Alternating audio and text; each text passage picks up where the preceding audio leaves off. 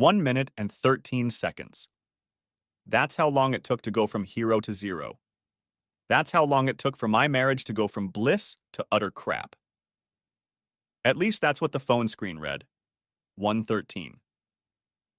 I looked at my friends, Brad and Julie Carmody. Julie's look expressed guilt, remorse, and pity. Brad's was utter shock. They say people's mouths sag, and his lower jaw was exactly that. As he struggled to say something, anything at all, I made a decision. I have to go, I said, and turned away, suddenly embarrassed beyond belief. Oh, no, you don't! Julie shouted back at me. You're not going anywhere without us. We're not leaving you alone right now. Next chapter. Brad and Julie had been good friends for the past 2 years. Brad for longer than that. I'd known Brad since high school. He played football for his high school, just like me. Then we ended up at Central Michigan together, but we played basketball as players. I made it to halfway through my sophomore year before I ran out of money. I realized college wasn't for me, so I dropped out and moved back to our small town. I then got a job with the Department of Public Works and decided to get an associate's degree at the local community college. Brad completed the 2-year degree in almost 3 years. We kept in touch after I left, and he came to visit us on vacations. Christy worked as a cocktail server for a friend of mine. A friend because he owned a bar in suburban Detroit, and I spent a fair amount of money there. Jimmy owned the Burning Barn, a great little bar that had a stage and live entertainment 5 nights a week. Except for a bottom tooth sticking out a little sideways, Christy was a goddess in every way. And her smile made her even cuter. I called it a chubby smile, and combined with the cute wrinkles at the corners of her mouth, it was simply intoxicating. Despite her effect on me, I stayed away from her. I knew the owner and the rest of the staff and spent many evenings sitting behind the bar just chatting and getting to know them. Christy was usually one of the 2 servers on duty, and Jimmy loved it. Just enough service and slow enough to keep the consumption down, reducing the likelihood of drunken altercations. I wasn't looking for love. I'd already had that, sort of, in high school. For the last 3 years before graduation, Stacy and I hadn't broken up. She'd told me so since our first date, but I always assumed we had something special. But after graduation, Stacy bought a new car gift from her parents and found a summer job before heading off to the University of Wisconsin. We both decided to end the relationship, so neither of us would be hurt by the other, but hoped to remain friends. No, I was at the bar to hunt. In college, I had my own distractions too. I knew sooner or later I'd meet a girl I wanted to settle down with. So now or never, I had to sow all those wild oats. There were plenty of oats. Every once in a while, I'd drop in on a pretty girl. Sometimes I would sit at the bar and wait for an unlucky girl to come up to me. Over the course of the evening, many of them would run out of luck and approach me. My success rate was over 50%, so I guess I had a right to gloat. A year after I started hanging out there, I stopped for gas at a late-night gas station after the bar closed. As I was finishing up, Christy pulled up. We chatted for a few minutes. Honestly, I was the one chatting because she was busy flirting. Because of the cold fall temperatures, we decided to stop for water and air, and I hopped in the car with her. We talked for a bit, and then she seemed to get concerned. "Why don't you ever come near me?" she asked bluntly. "Well," I mewed, "probably because you work for Jimmy, and I'm not there to cause trouble." "Okay," she said, stretching the word like she wasn't sure of my answer. "How about you take me out to dinner Friday night? Jimmy doesn't own my free time, and I promise I won't bite." There goes that damn smile. I'd probably cancel my vacation to ask her out. Sitting so close to her, even in the morning darkness, I saw plenty of good reasons to ask her out. Christy turned out to be more petite than I had anticipated. After dinner that first Friday night, Christy wanted to go out. She spared no words, although she didn't say, "Let's go out and have fun." We went to my apartment and got right into it. At the bar the next 3 times I was there, instead of seeking me out, she tried her best to avoid me. Finally, I cornered her as she was coming out of the restroom. "What the hell, Christy?" I asked her. What did I do to make you treat me like shit? Me? She replied sanctimoniously. I didn't think you liked me. She wasn't looking into my eyes, but at my crotch. I can tell when I'm not wanted. Jesus! I looked at her like she was crazy. That has nothing to do with it. I wanted to get to know you better. Not all that superficial shit we talk about at dinner. Maybe just relax, you know? Not this bam bam bam bam bam, thanks, Mom. I feel like you're in a hurry to get somewhere. Like I'm on the clock. Christy's gaze softened considerably, but she looked guilty. She was looking anywhere but at me, clearly trying to think of what to say next. Yeah, she apologized. About that. Look, I like you. You're handsome and funny. You know, you have a good sense of humor. The third time was a success, but after our late-night conversation, it almost didn't happen. I didn't want to become a stepfather, and I was already wary of her. We took our time, did everything right. After that, she started calling me instead of just waiting for me to show up at her workplace. Christy and I went out 3 more times before the end of the month, and on my birthday, we went to a nice restaurant. When we got into my car after the meal, she looked at me with puppy dog eyes and asked, "Why don't we go to a bar and do a little dancing before we drive to your place?" "Why would you want to do that?" I asked, surprised. "I mean, you spend 5 nights a week there." "I know," she said, looking down. "But the Saboteurs are playing tonight. I like their music. You know I'm not allowed to dance while I'm working a shift. Just for a little while, please?" The whole thing was too weird. Not her question, but the way she got into character. Aggressiveness replaced passivity at the snap of her fingers. It didn't take me long to capitulate, though. Luckily, we found a table. It was only 9, and since we were there for an early dinner, there were still a few tables available. The establishment was filling up fast. We ordered drinks, and Christy's coworker began berating her for not being able to stay away. A few minutes later, Christy and I found ourselves on the dance floor. I knew this band well, as they performed at the Burning Barn about once every 90 days. They were good too. The lead singer was a short guy with a shaggy haircut. He looked like an American boy, except for his creepy mustache. It annoyed me a little that he kept staring at Christy. He was singing at full blast, the band was belting out a fast rock song, and still he kept his eyes on her sitting on the floor. She was looking at him too, until it hit her that she was dancing with me. We danced through about 6 songs in a row, and I was already hoping for a slow one when the band called a 15-minute break. Christy and I went back to our table, mostly to make sure it was still there, and then I headed to the restroom. By then, I'd made it through about 3 songs. When I came back, Christy was nowhere to be seen. I sat down at a table, and Christy's coworker walked by and stopped to ask if we were ready for another drink.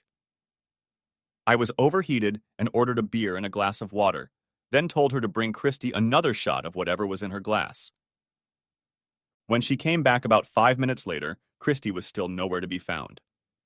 I asked if the server had seen her, and her nervous response was very inappropriate. I think I saw her leaving for the ladies. Janie and I knew each other, as did the rest of the staff. We weren't that friendly, but I knew her well enough to realize she was hiding something. "Oh, maybe she's not feeling well," I suggested, trying to give myself a look of ignorance. "You know, too much desert on top of the alcohol." She was out of there like a shot. I stood up, leaned my chair against the table with the back inward, and began to methodically search the bar. If we weren't sitting near the back room, at one end of the long bar, I probably would have started in a different direction. Instead, I peeked behind the door and saw nothing. I was about to continue when I heard Mr. Leadsinger's voice. "Shit, baby," he said tiredly. "That was shit." I leaned back in my chair and took a few steps into the well-lit room. Christy was kneeling in front of Davy Vick, the voice of the Saboteurs. "Say, baby," he smiled and wiped her chin with his index finger, pulling it aside. "Why don't you tell your lover you're not feeling well and meet me here after last call? I have what you need." She rose uncertainly, but answered nothing. "Yes," he continued. "Kiss him on the lips and tell him to take you home. Meet me here in, say, 2 hours. No, she answered quickly. I can't go back. You see my son. Oh, well. He didn't look all that disappointed. Thanks for the birthday present. It was the best one ever. He turned to walk out the same door I was standing in, and I froze in place. Oh, shit, he exclaimed. Christy turned to look at me. She looked dejected, maybe depressed, but not scared or worried or pissed off like I expected. Back off and die, Christy, I said as loudly as I could as I turned and walked back out to the bar. I'm sure a few people even heard me over the rumble of pre-recorded rock music. I was walking forward quickly when I heard Davy. Yahoo! Christie's is back on sale. I spun around on the spot, intending to punch him in the face, but the scuzzy little asshole had already walked out the same door and moved through the crowd toward the stage. The owner was a tough son of a bitch. He had to be, since he owned a pretty rowdy bar that only had bouncers absent on weekends. He intercepted me as I headed for the door. What's going on? He asked, but I think he knew. I have to go, was all I said as I tried to get around his huge figure. Relax, Joey, he said, putting a calm, friendly hand on my shoulder. You don't have to go off half-cocked like that. Don't worry about it, I said, looking up at him. I only had one drink. He was looking over my shoulder at something or someone. I turned and saw that Christy had stopped 10 feet behind me. The band had started playing again, and there was no way I could strike up a conversation with Jimmy. Angie, a girl I went to high school with, happened to walk by. It was an opportune moment. Hi, Ange, I said quickly, gently taking her by the elbow. Do you want to dance? She looked surprised, but let me lead her to the floor. While I calmed myself down, Angie and I danced to a fast song, and then the goddamn band finally played a slow one, probably on purpose. Angie was a little drunk and pressed herself against me. I let her do that and also took a few liberties with my hands. I sincerely hoped she didn't come with a date or, heaven forbid, a boyfriend. When the song ended, I gave her a kiss and we left the dance floor. Christy, an expert at navigating a crowded room, caught up with me before I could get close to the door. I'm sorry, she said, reaching for me. I yanked my hand away. Don't you dare touch me, bitch, I growled. Joey, I said I'm sorry, she tried again. You shouldn't have seen that. I laughed in her face. Really? So you're sorry you got caught, not that you were having fun with that bastard while you were here with me. What the hell, Christy? At least her face flushed a little. It's his birthday, too, she said, as if it was perfectly normal. And I've known him a lot longer than you have. Oh, that explains it, I told her sarcastically. Silly me. She threw me a dirty look, crazy bitch. I couldn't help myself. Now that we've cleared that up, I continued to rage at her. I'm going home. If you had told me how close you two were, I would have found something else to do on my birthday, and you could have spent the night with him. I could have. She started and stopped. Yes, I understand you're upset. Please don't be mad at me. I didn't want to be with him. I wanted to be with you. I promised him, you know. But I want to be with you. Please take me back to your apartment so I can show you. No, I said with insistence. You told me you wanted to go dancing, so what? Can you fulfill your little promise to him? And then you're going to do it right in the back room where anyone who works here can see you? You may work here, but these people are my friends. We're my friends, I guess. I can never show my face in this place again, you goddamn whore. I don't know why women who act like whores always look like they've been slapped when someone calls them out, but she did. What did you just say? She asked indignantly. Probably telling the truth. I grinned and spit out my words, getting right in her face. The first thing a whore does is lose her hearing. Christy wanted to slap me, but I had already shown her back. I walked out and got in the car. She didn't follow me. I stayed away from the bar for 4 days. Christy left several messages on my answering machine saying the same thing. She was sorry. Couldn't she make it up to me? Delusional bitch. 4 days later, I opened the door and found a man I had never seen there. He was well dressed in a suit. He had a serious look. "Yes," I said. "May I help you?" He stood for a long time, sizing me up. "Yes, you little asshole," he replied calmly, but with venom. "You're entertaining my wife, and it has to stop." I was too shocked to say anything. He was waiting for me. "I don't know what you're talking about. Who the hell are you?" With his left hand, he pulled a photograph from his lapel pocket, and with his right, he simultaneously flipped his jacket open, exposing a holstered pistol. "My name is Raymond Crane," he said. "My wife is Christy, and you need to back off or I'll make you." He put his right hand on the gun. "I can destroy you right here," he declared. "And I'll have a damn good chance of beating you, since I'm a deputy district attorney." He seemed to want to make it conscious. "Christine has a condition. You're compounding the problem, asshole. Stay away so your father and I can get her help. Don't call her. Don't answer her calls. Don't talk to her at her work." His demeanor was getting angrier by the second. I thought he was going to explode and shoot me. He brought me back to reality. "Nod your goddamn head if you understand me, you little goddamn freak." I nodded. He turned without saying a word and walked away. When he got into his expensive car, I closed the door and sank into the chair. I had just avoided the missile and heeded his warning. A week later, Christy approached me at the bar, and I asked her to send another waitress. "I know Ray came to see you," she said, ignoring my request. "He's lying, you know. We were married, but we're divorced now. We have a son together. He's controlling me. Don't pay any attention to him." "Christy," I replied, "even if he doesn't, it's over between us. Your disrespect for that singer was enough." "Oh, I see," she began, her emotions instantly flipping. "Your little male ego can't handle the fact that there are other men in my life. That's fine. You're just a little boy." It wasn't necessary to answer, though there was a lot I wanted to say. Besides, I believed her husband. I found a new bar I frequented. After that, I reconnected with Brad on social media. We immediately organized some fun activities that we both enjoyed. He organized a consistent racquetball game time on Saturdays, and afterwards we would go to the bar across the street to have a few beers and watch football.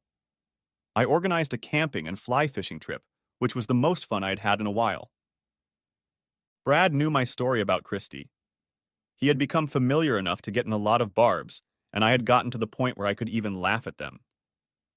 My newfound love of country music and rhythm and blues brought a lot of ridicule. I lost my love of rock and especially cover bands. I also rarely went on dates, preferring to fill my time with more important pursuits. But then he met Julie. Shortly after that, I met Catherine. To everyone, she was Cat, so that's what I called her too. She struck me at first sight. Her striking beauty was the first to catch my attention in a long time. The little club Julie and Brad dragged me to was hosting a Jack Johnson-type performer who was actually very good. It was my turn to buy drinks at the bar because the place was packed and the servers were too busy. As I turned around carrying 3 drinks, I bumped into her, spilling beer and whiskey all over her blouse. She shrieked from the cold, then just stared at me. "I'm so sorry," I shouted through the music. "Your top is all wet. I'll pay to have it cleaned." She must have liked something about me, because her anger instantly subsided. "You bet you will," she replied smartly. "You're just lucky I dropped my friends off here and there's another top in the car. Where are you sitting because you owe me a drink when I get back?" I bought her that drink as well. After that, I couldn't concentrate on the tune because I could see where she was sitting with her girlfriends. "Go talk to her," Julie said in my ear, lightly poking me in the ribs. "She's already let you buy her drinks and seems sympathetic to your incident." I felt obligated. No, that wasn't even close to being true. Cat was intoxicating. I hadn't been able to stop watching her, couldn't take my eyes off her, since I'd bumped into her 40 minutes ago. Cat introduced her friends, and while I stuttered and stammered, she quickly went back to chatting with her friends. A slow song played, and I stood up for the second time in as many minutes. Would you like to dance? I grumbled, trying to make my voice deeper. I think she felt annoyed at first, but then she studied my face and smiled. Her friends giggled. Admittedly, the dance was pretty awkward. I was failing and I knew it. But I rallied. I slowed down to the point where we were just spinning in tiny circles and started asking her questions about her life. After we started talking, we found a quiet booth across from the bar, and things took a turn for the better. Kat was smart, a little sassy, and seemed to be putting the world on its ear. I was so blown away that I could have listened to her all night without saying a word to myself. I took her number and left a very happy man. Julie and Brad teased me all the way home. The next few months went by like a whirlwind. I felt almost from the beginning that Kat and I were going to be together for a very long time and, I hoped, forever. All the best things about her also enthralled me. Even when she was moody or irritable, I giggled to myself. The funny thing was that it usually brought her out of that mood. Kat had a marketing degree from Western Michigan. She had a well-paying, lucrative job at a mid-sized advertising agency that she loved. She lived closer to Detroit, while I still dwelt on the outskirts. My job in the city had already earned me a promotion and a raise. That didn't mean we didn't have disagreements. As much as Kat was businesslike at work, she was a free bird in her personal life. I can't say she was self-centered because I never saw her as malicious.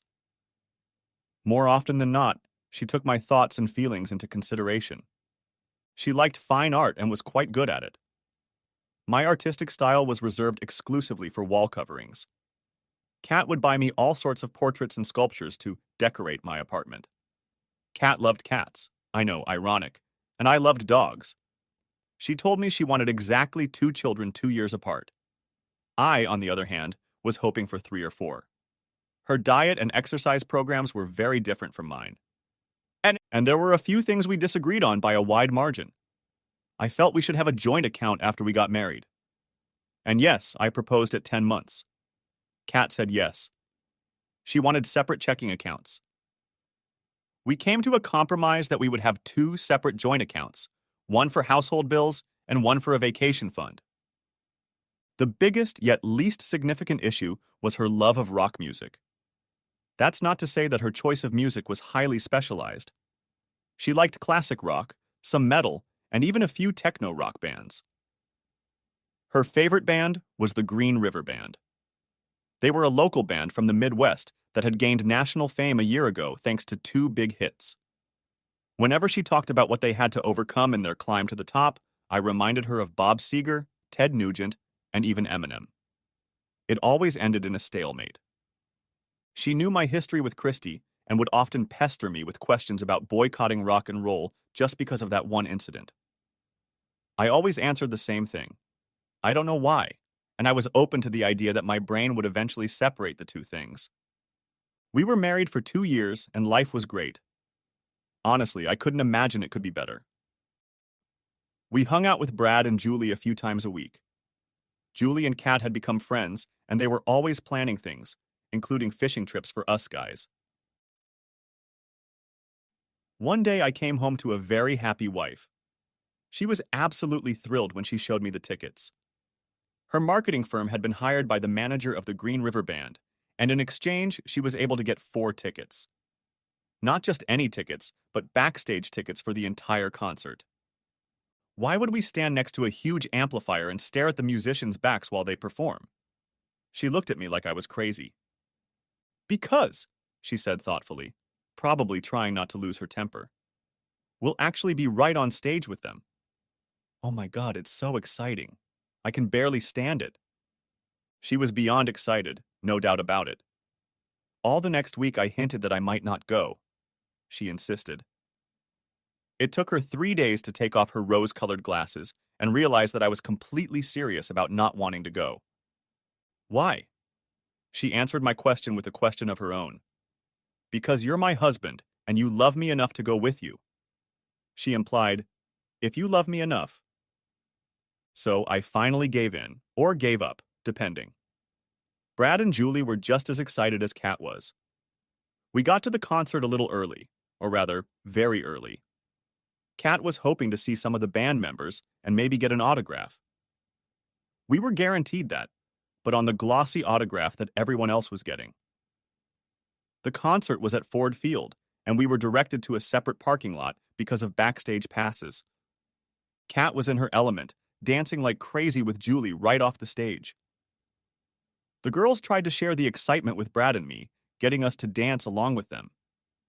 When the band played their last two songs, a new encore format that most bands follow, Kat was beyond ecstatic to their hit song, Pocket Rocket. The lead singer of the band was Ted Springer.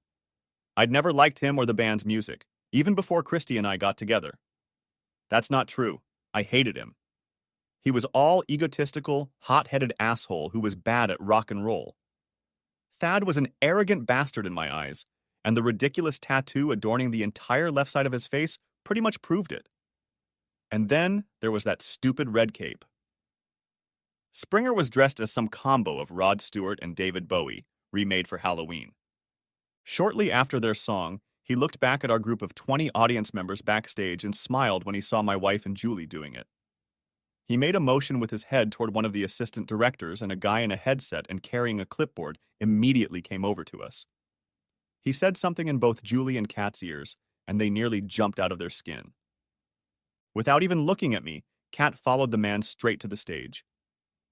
Julie at least cast a glance at Brad over her shoulder as she followed Kat. Thad danced with the women, letting them do most of the work. When the song ended, the crowd went wild.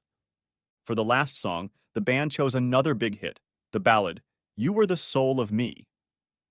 He serenaded our women, even running the back of his palm over Kat's cheek. My wife looked like she was in a trance, and that's when I first got my first bad feeling. The song ended with a big, dazzling light show erupting on the final chord. Our wives were led off stage, from the other side of the stage. I looked over at Brad. He had the same anxious look on his face as I did. The applause went on and on. The band walked off in the same direction as Kat and Julie.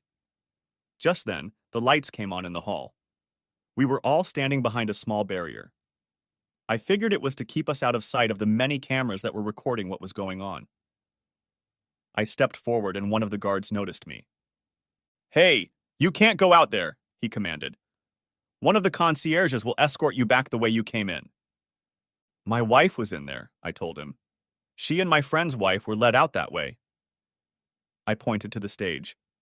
"Where should we go to wait for them?" The pitying looks we both received only added to my unease. "There's a stage exit door over there," he pointed to the opposite side of the arena, next to what looked like the tunnel our football team used at halftime. Brad and I made our way through the auditorium, resisting the flow of the crowd like fish swimming through the current. By the time we were on what we thought was the other side of the stadium, most people had already left. I backed up into the aisle every now and then to get a landmark. After several failed attempts, we finally ran into a security officer who led us through the aisle, down the stairs to the field, and past a gate that we would never have known about had it not been for his instructions. Half an hour after our wives left the stage, we found ourselves in a concrete tunnel, waiting for them and wondering if we had missed them in the commotion. Neither of the women were answering their phones, so Brad and I did the only logical thing. We stayed put. We watched anxiously and tensely as the exit with two doors closed. Several people, mostly women, came out through those doors, and when we asked, they confirmed that they were part of the band's entourage or photo shoot. Finally, after another 45 minutes, the door opened again, and this time Julie came out of it. Brad looked both very angry and relieved at the same time. It was probably these feelings that made him freeze in place instead of moving into his wife's arms. After all, she was the one who had initiated this contact. "Where's Kat?" There was no emotion in my voice. I was too exhausted to show emotion. That would come later. Brad looked at Julie, and Julie looked at me. Her facial expression told me too much without revealing any details. She left. The pause between those two simple words caused a lump in her throat that almost made her expel the demon or swallow it back. I thought she was going to throw up. She left you a message, Julie said, pulling her phone, Kat's phone, out of her little clutch and holding it out to me. Brad suddenly found his voice. What do you mean she's gone? He asked incredulously. She was with you. Fear appeared on Julie's face. She already knew she would have to explain this to Brad and me. Far more concerning to her was the question of how to tell her husband. I tried, she told Brad. Then, turning to me, I tried. By then, I had already opened my wife's cell phone. What am I supposed to be looking for? I asked her with insistence. Perhaps there was still time to stop what was happening.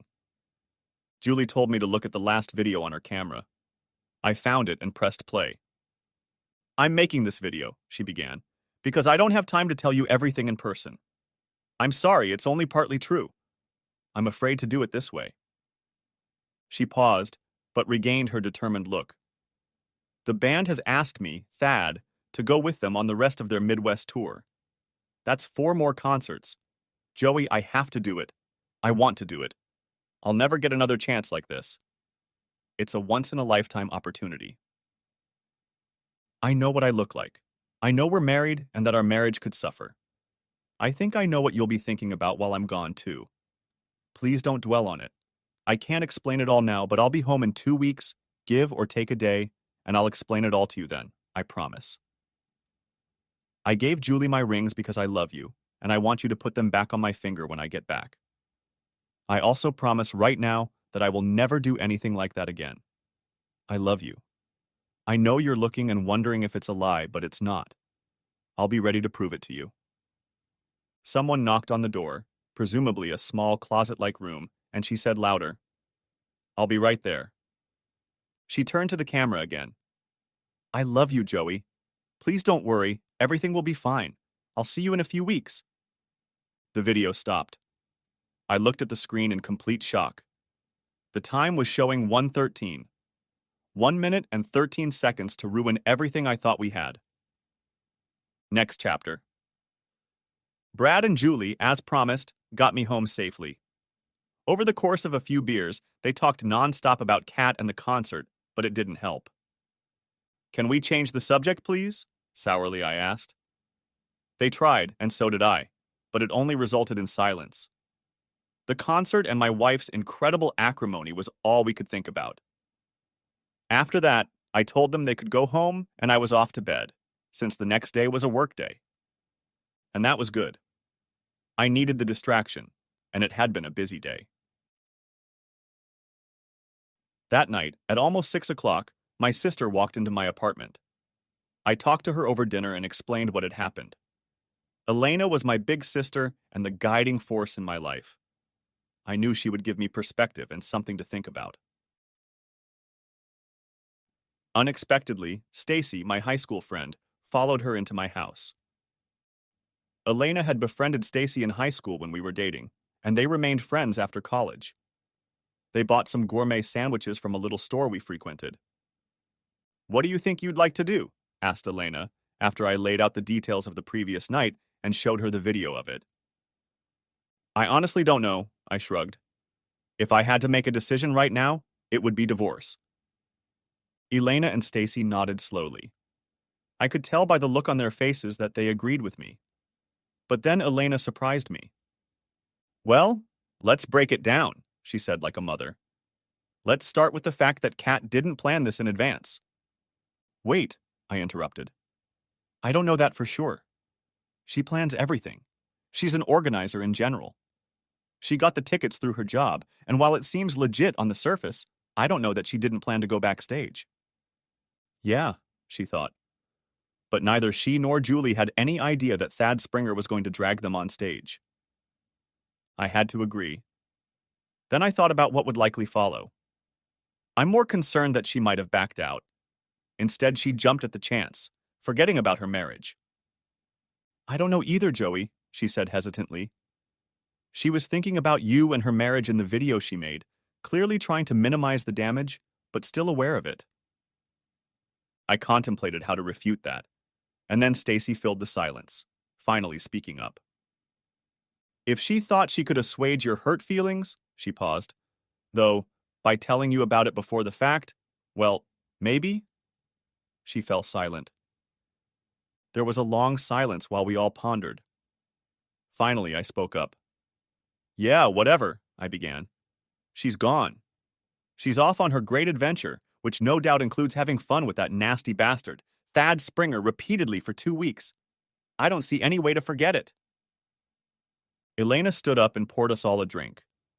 Apparently, they'd gone to the liquor store, too. She set a whiskey and Coke in front of me and asked, not to be rude, but can you tell me what goes through a guy's mind when he cheats? I mean the act of cheating itself, how it goes through your mind. Is the woman who is supposed to belong to you somehow tainted or dirty? In a way, I answered easily. I suppose my imagination works just the same as any other guy or woman's. There's also the anatomy and the fact that he would ejaculate into her. But to me, it's more of a violation of her vows. She made a promise when we got married. I felt uncomfortable having this conversation in the presence of my ex. I guessed she reciprocated me because she blushed. The fact that she was doing it with another man is a deal breaker for you. That's for sure, said Elena.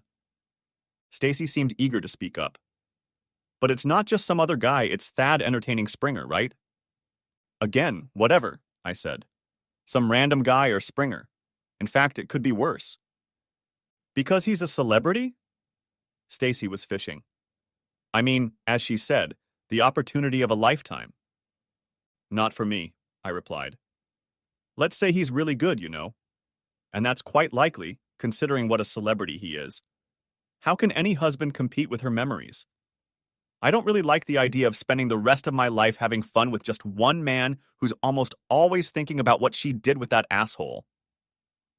That made Stacy grimace. I guess the male point of view gave her a lot to think about. One more thing, Elena cut in. What about getting even? Would it help you move on if you had fun with someone else? For a moment, I thought my sister was suggesting Stacy. Not at all, I said firmly. 2 wrongs don't make a right. The conversation turned to what I planned to do while she was gone, how I would keep my sanity, and what I might need from both of them. I watched Stacy lean forward in her chair, tensely awaiting my answer. The next night, Stacy returned without my sister. We ate pizza and reminisced about better times. Stacy told me about her time in college. I told her about how sports had stalled in my decision to leave the university. We talked about our jobs and what we liked about them. When we were talking and about to doze off, we announced the evening. Stacy, I suggested, if you're as tired as you look, I have a spare room. She looked at me, sizing me up. No, she said. I'm fine. I'm just rolling down the window. She grinned, seeming proud that she'd managed to contain herself. Can I come over tomorrow night? She asked, gathering her purse. Or maybe we could go to a movie. We ended up going to the movies. The next night was Friday, and I took her to the Italian restaurant where we had our first date. Afterward, we walked hand in hand along the river. As I was dropping her off at her house, I leaned in for a kiss and she didn't bother to stop me. Sunday was the first day I didn't see anyone. Brad and Julie called to check on me, but we ended up discussing the day's football schedule and the surprise winners and how our fantasy players had performed. Julie told me she was glad I wasn't sulking on my alcohol. Stacy and I resumed our Tuesday meetings and every other day that week. We revived a lot of things that we had left undone after the breakup. I didn't see Elena, although she called several times to check on me. I expected Stacy to tell her what we were doing. 2 days before Kat was supposed to come home, at least that's what she said in that damn video, I got a call from Julie. Kat called her and told her to tell her that she was going to Boston for one last show and that Tad was paying for her airfare home. She said she would take an Uber from the airport. What's more, this extra gig would force Kat to spend another 6 days on the road. I could feel Julie cringing on the phone, trying to relay Kat's ridiculous statements. She wanted Julie to tell me that she loved me and couldn't wait to see me. For me, all thoughts of staying with Kat ended with that call. She didn't even have the guts to call me. Brad and Julie seemed so embarrassed by the whole ordeal that they distanced themselves from me immediately after that call. I knew I hadn't lost them as friends for long, just until Kat and I made a decision about our future. Stacy took charge. 2 nights after that call, Stacy and I sat in my living room watching a romantic movie. When I moved closer to her, she got nervous. I still couldn't make my move. Joey, she said affectionately. I know, I know, and believe me, I feel it too. Over the past few weeks, my feelings for you have grown exponentially. Exponentially. But I'm not going to be the person to help you cheat. You might not even consider it cheating, but I can't do that. I'm falling in love with you all over again, and I want us to be together when all the dust settles. Can you understand that? See, I pulled her to me and rested her head against my chest. I understand, I told her sincerely. I think I want the same thing. These last few days I've been wishing I'd gone to college. I shouldn't have left you. I felt her take a deep breath and heard a snort. We sat like that for a while, immersed in our own thoughts. Can I still see you when she comes back? My tone was desperate. We can see each other as friends, she sighed. I'm hoping that this will lead to something more serious. Have you made any decisions about your relationship with Kat? It was her turn to speak in despair. I'm over her, I said firmly. But a divorce in this state takes at least 6 months. That's if she doesn't fight back. We hugged each other for a long time that night.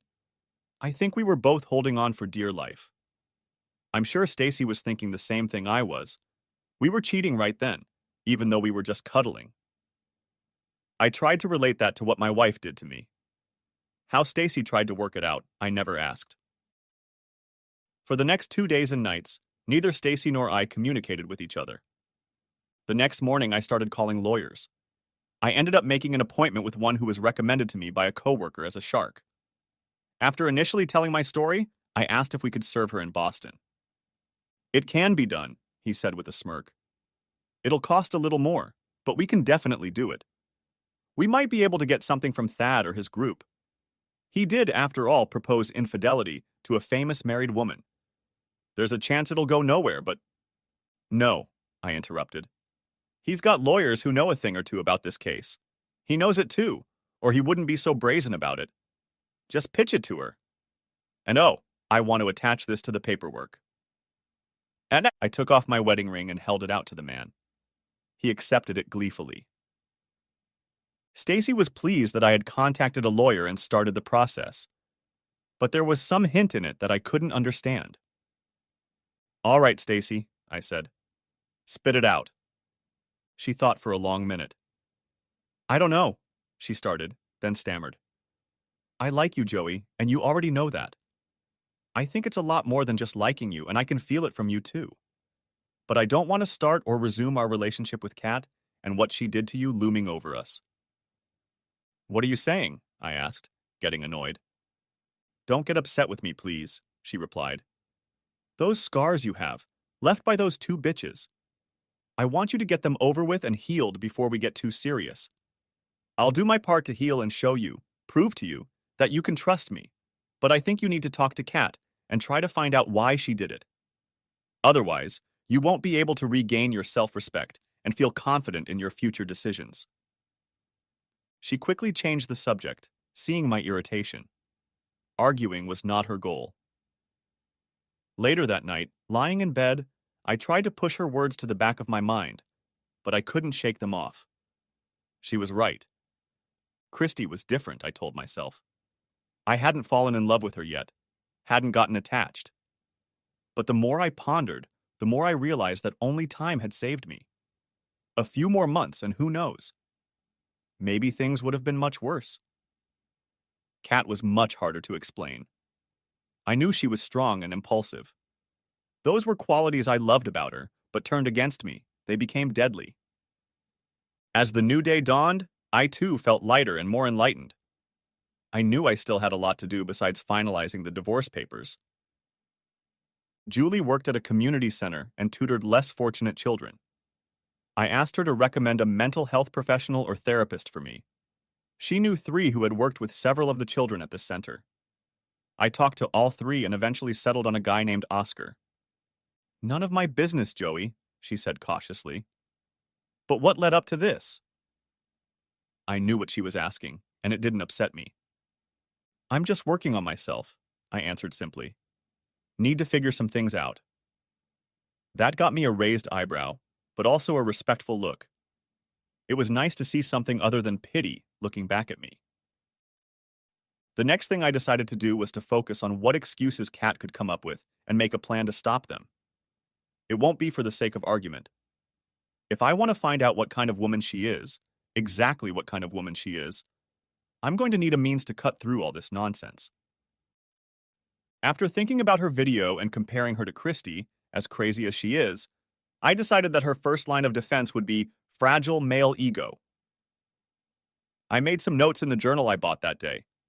When I got a little stuck, I called Stacy. Well, you're halfway there, she exclaimed when I told her what I thought I was up against. I was surprised, I think mostly because I had finally gotten some things right about women. You're right about ego, she said. It's the first line of defense for modern women. Ancient women probably had it too. She giggled and cheered heartily. The female ego, she continued.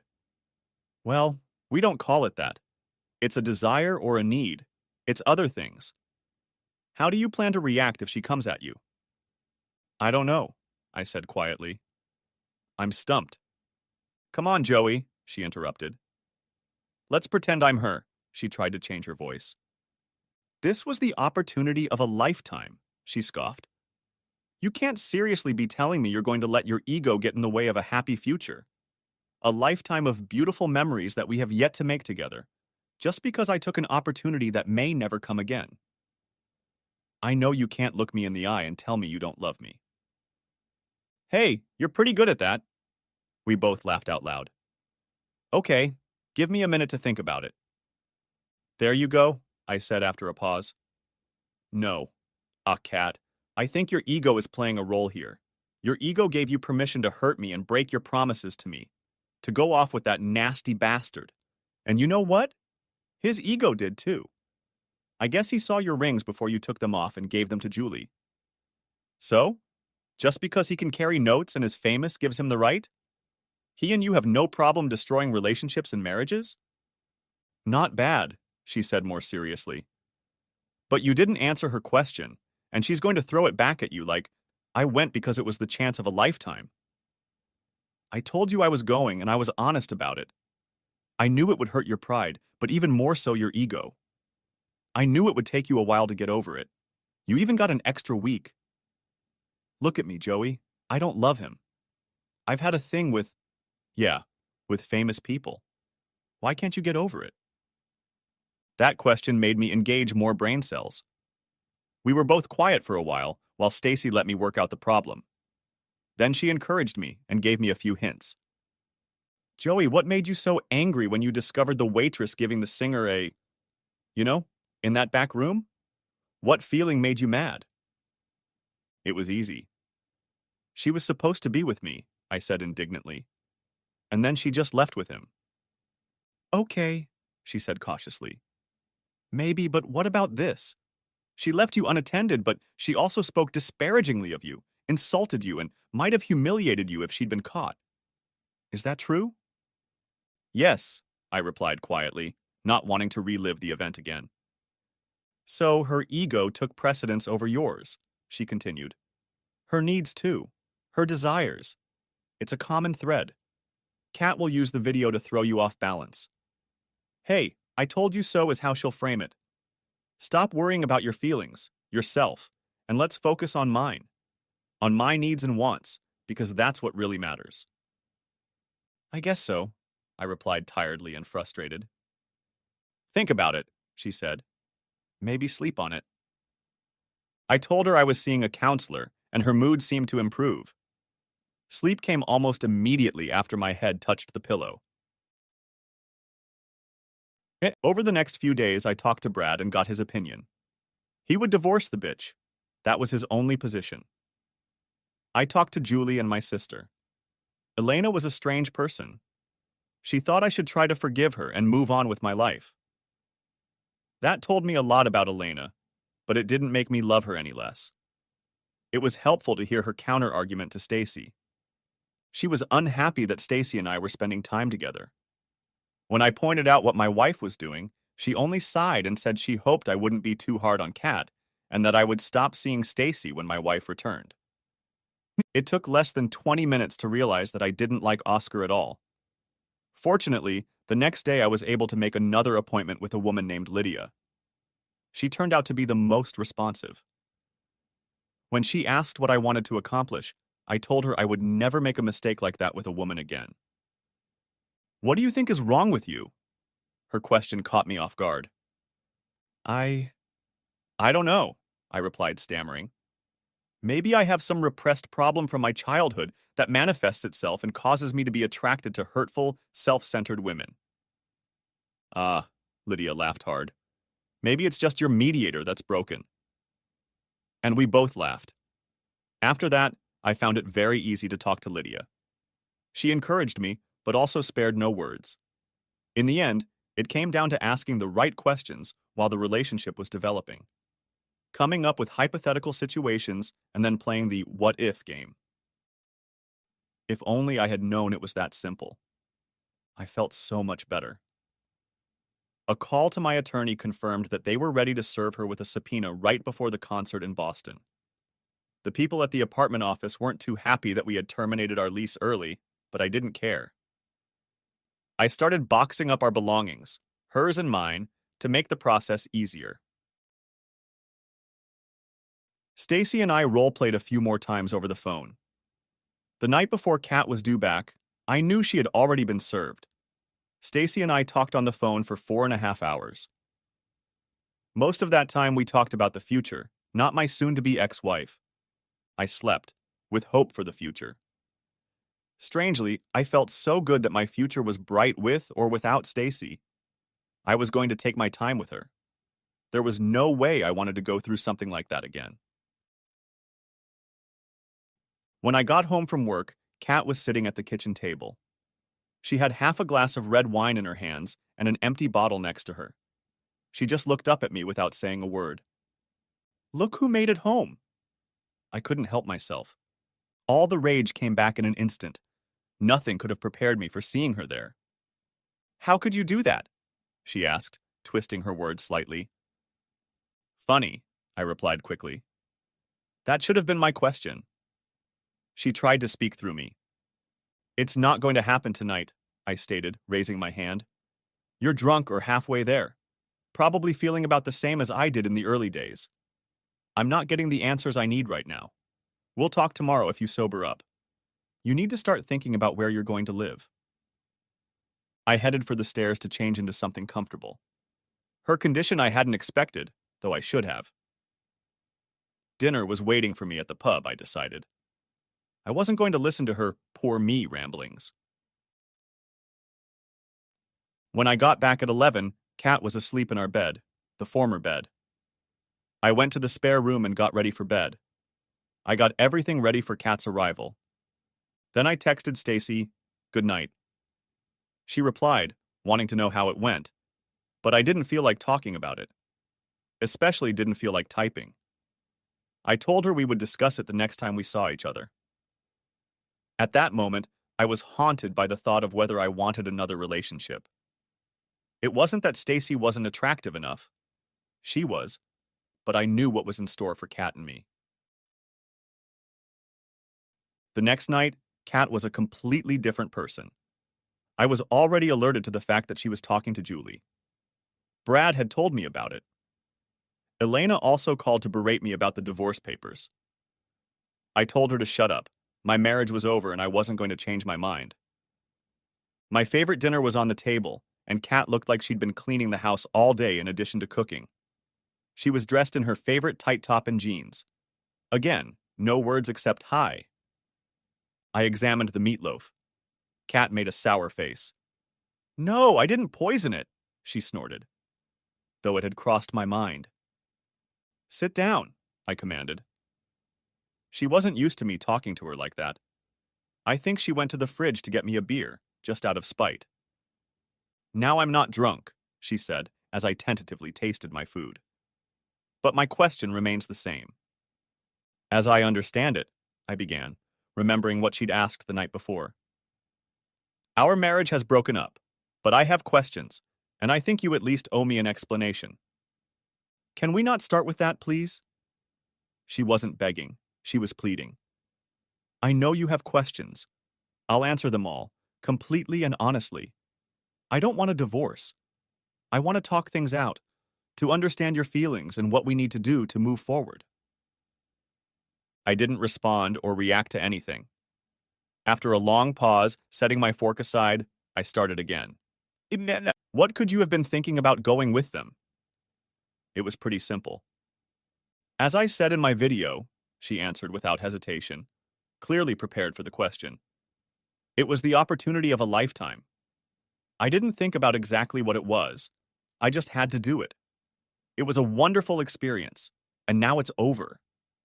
I even got to use some of my marketing skills, which was unexpected. Yeah, I spat. Was that before or after you spent time on your back in his bed? She ignored the remark.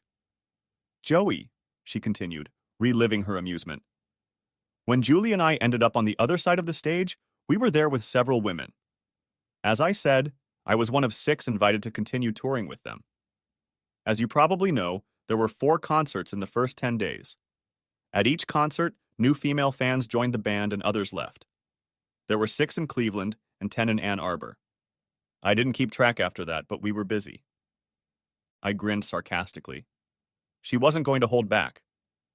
We did social media posts most of the day. On those nights when there were no shows, we accompanied the band to social events, pre-scheduled gigs at nightclubs and high-end restaurants. During the day, we went to places booked by the band's management. One day, we visited the Cleveland Zoo. Lots of posing and hundreds of photos for various fan pages. Before the 3rd gig, I told Thad about my marketing degree and some ideas on how to improve his visibility during these shows. How to improve his visibility and image. I told him about how to organize live broadcasts at these events that would look like they were happening from a fan's perspective. He put me in touch with the band manager, who put me in touch with the marketing team, and that's why I stayed for 9 days. Great, I spat. Now he has virtual groupies instead of real ones. Now the damage is done. I didn't care. It was time to get to the main point. How many times have you actually entertained this asshole? I asked, fully charged. Kat stared at me intently. It took all her strength not to lash out at me. It was written all over her face. Finally, taking a deep breath, she replied. What the hell, Joey? She said, in a half-questioning, half-cry. I just told you about everything I've been doing for the last 3 weeks. What we've been doing was pointless, and only 4 times. Well, for your information, doing it isn't one of my top 5 moments on tour, and wasn't even considered when I decided to go. Yes, Kat, sex, I said coldly. And yes, that's what's important to me. That's the part that jeopardized our marriage, broke your vows, and showed your lack of respect and love. And you didn't answer the question, I noticed. I could see that she wanted to avoid the discussion or what I had asked her. In her mind, everything was wrapped up in a nice little gift box. She tried to tie a bow, and I ruined her nice prepared soliloquy. Humbled, she decided to act directly. I told you so, she declared. That was 4 times. She finished in a tone similar to, Are you happy now? Well, we already have a problem, I replied, because I don't believe you, and it's unlikely I ever will. But let's get on with it. What was your plan? I continued. To get your husband back on board after you returned? After all, you already know me well enough? Or thought you did? She seemed to be prepared for that too. I figured that if you loved me and because I told you there would be no, what did you call it? Getting you back on board. I planned to show you how much I love you, shower you with affection, and a little more, you know. The stupid bitch was trying so hard to hide her guilt that she couldn't even say the word. What makes you think I'd even want to have, you know, with you? It was a direct hit, but we weren't playing Battleship. The anger that gripped me was due to the fact that I hadn't properly vetted her as a life partner. Joey, She acted as usual and sounded puzzled. For heaven's sake, I'm not damaged goods. You can have fun with me. I'm your wife. I realize I've hurt you in ways I haven't considered, and in some cases I have, but apparently not to this extent. We can get past this. I'm not trying to sound cliched or make excuses. I'm trying to tell you that I'm the same person I've always been. It's wrong to say? Yes, it's discomforting, I said flatly. You think that because I don't think that. I'm telling you right now, getting through it isn't going to work. Please, Joey, you can make it stop, she sobbed weakly. I came home fully prepared to devote the rest of my life to you, just like I did before the concert. Or at least that was my plan until you forced me into service. I can't do that, Kat, I told her sternly. You're right about love. I can't just turn it off. However, I've lost all my trust in you, all my faith. That's what happens when one partner is unfaithful. Besides, any shred of respect you had left for me would be gone if I took you back. All those necessary pillars have crumbled, and what we had is left in ruins. Is this all because of your high school girlfriend? She asked, holding back her fury. Elena told me you dated her while I was away. Rich, I grinned. But since you asked, the answer is no. It was actually my sister who brought her here the night after the concert, I guess to try to cheer me up. I'm not going to lie. We may have something in our future, but we both agree that I have to decide what to do with this relationship first. Then it's about her, Kat replied with a low growl. She's waiting in the wings. How noble of her. Be honest, if you hadn't reunited with her, you wouldn't even be thinking about divorce. My mood lifted dramatically. There was a long pause as I struggled to regain even breathing. It also gave me time to figure out her weak argument designed to deflect attention away from her actions. Kat, I said softly and evenly, listen to me. You gutted me the minute you decided to leave with the group. Gutted me, do you understand? Even if I had decided in those 3 weeks to stay and try to work things out, things would never have been the same between us again. The sex you had with them gave me goosebumps, I continued. But honestly, that's the least of our problems once I was able to think rationally. You helped with that, by the way, by staying with them for an extra week. That's all the things I've said before about these pillars. You say you're going to stay here, forever, and fix everything. The problem is that I can never will, believe that. In fact, if I stayed with you, I think that act alone would give you an excuse to lose your way again. There's nothing left for us here, Kat. If we ever had a relationship like this, I don't think you could go with it, or I wouldn't care. Kat, I really do care, and you certainly went. I expected her to go on, but Catherine looked defeated. Her shoulders slumped during my tirade. I was a little disappointed and at the same time glad that I hadn't been able to use my male ego speech. From the look of her, she didn't have anything else to say or do. Kat, I said, now unemotional. Read the papers, get a lawyer's advice, and sign them. I've been very fair. No matter what you do, I've given you notice, so neither of us can stay here longer than 10 days. I didn't box up our stuff for some trick. I'll help you if you need it, but let's just get this over with. Something like a moan or a sob escaped her lips. Then came quiet sobs. Usually the only person who could comfort her was the one standing right in front of her, but not now. She realized it too, running off to the bedroom. 2 nights later, when I got home, there was no dinner, just Kat and an almost empty house. I'm sorry, Joey, she said seriously. I'm sorry for everything. There's no hope for us, is there? It was a strange question to which I knew she knew the answer. No, Kat. I've been busy moving all my stuff out of here, she said after a deep sigh. I signed the papers.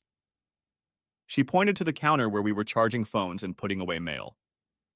I was offered and accepted a job with the Green River Band as director of internet media, she said proudly. I will always love you. I know you believe you're doing what's best for you, maybe for us, and maybe you are. I wanted to tell you this face to face, like I should have at the concert. I'm leaving tonight and spending the night at your sister's. I hope you find what you're looking for and have an amazing life. Same to you, Kat. I said as she hugged me. It would be our last hug. Next chapter. I married Stacy, and we'd been together for 23 years. Where the hell does the time go? She walked in the door as I was making dinner. We alternated cooking and had gotten used to cooking for 4 instead of 5. Our oldest, Eric, had just gone to Notre Dame. The other two, another boy and a younger girl, were in high school and doing just fine. Stacy put the magazine on the counter where our phones were usually charged and our mail lay. I think all couples have this in common. She looked at me, and I immediately knew she had bought it for me. I would have waited to see what it was, but as I walked by, I noticed a picture of Catherine, and apparently she was being interviewed by Rolling Stone magazine. My thoughts wandered as I worked on the roast meat. I returned home the evening after Kat and I had talked and hugged one last time, dreading another conversation and attempt to win my heart back. I honestly admitted to her that my heart didn't lie toward that. Instead, I discovered that everything in the house was missing that belonged to her, and there was a letter lying in the center of our kitchen table. Joey, I've been thinking hard about what you said. Thanks for talking to me, by the way. Some of it made me look inside myself, and it wasn't pleasant. I don't pretend to understand men and their thinking. The whole thing is damaged goods. Women worry about their men falling in love. However, something you said made me think. It spoke to the fact that there was at least some intentionality to it and that I would be very inclined to do it again. It made me wonder if I really wanted to be married. After much deliberation, I gave you my answer and gave you your freedom. I know we were heading towards this anyway, but I decided not to delay. You were right, and unfortunately, I don't think I know myself well enough. I definitely shouldn't get into a serious relationship.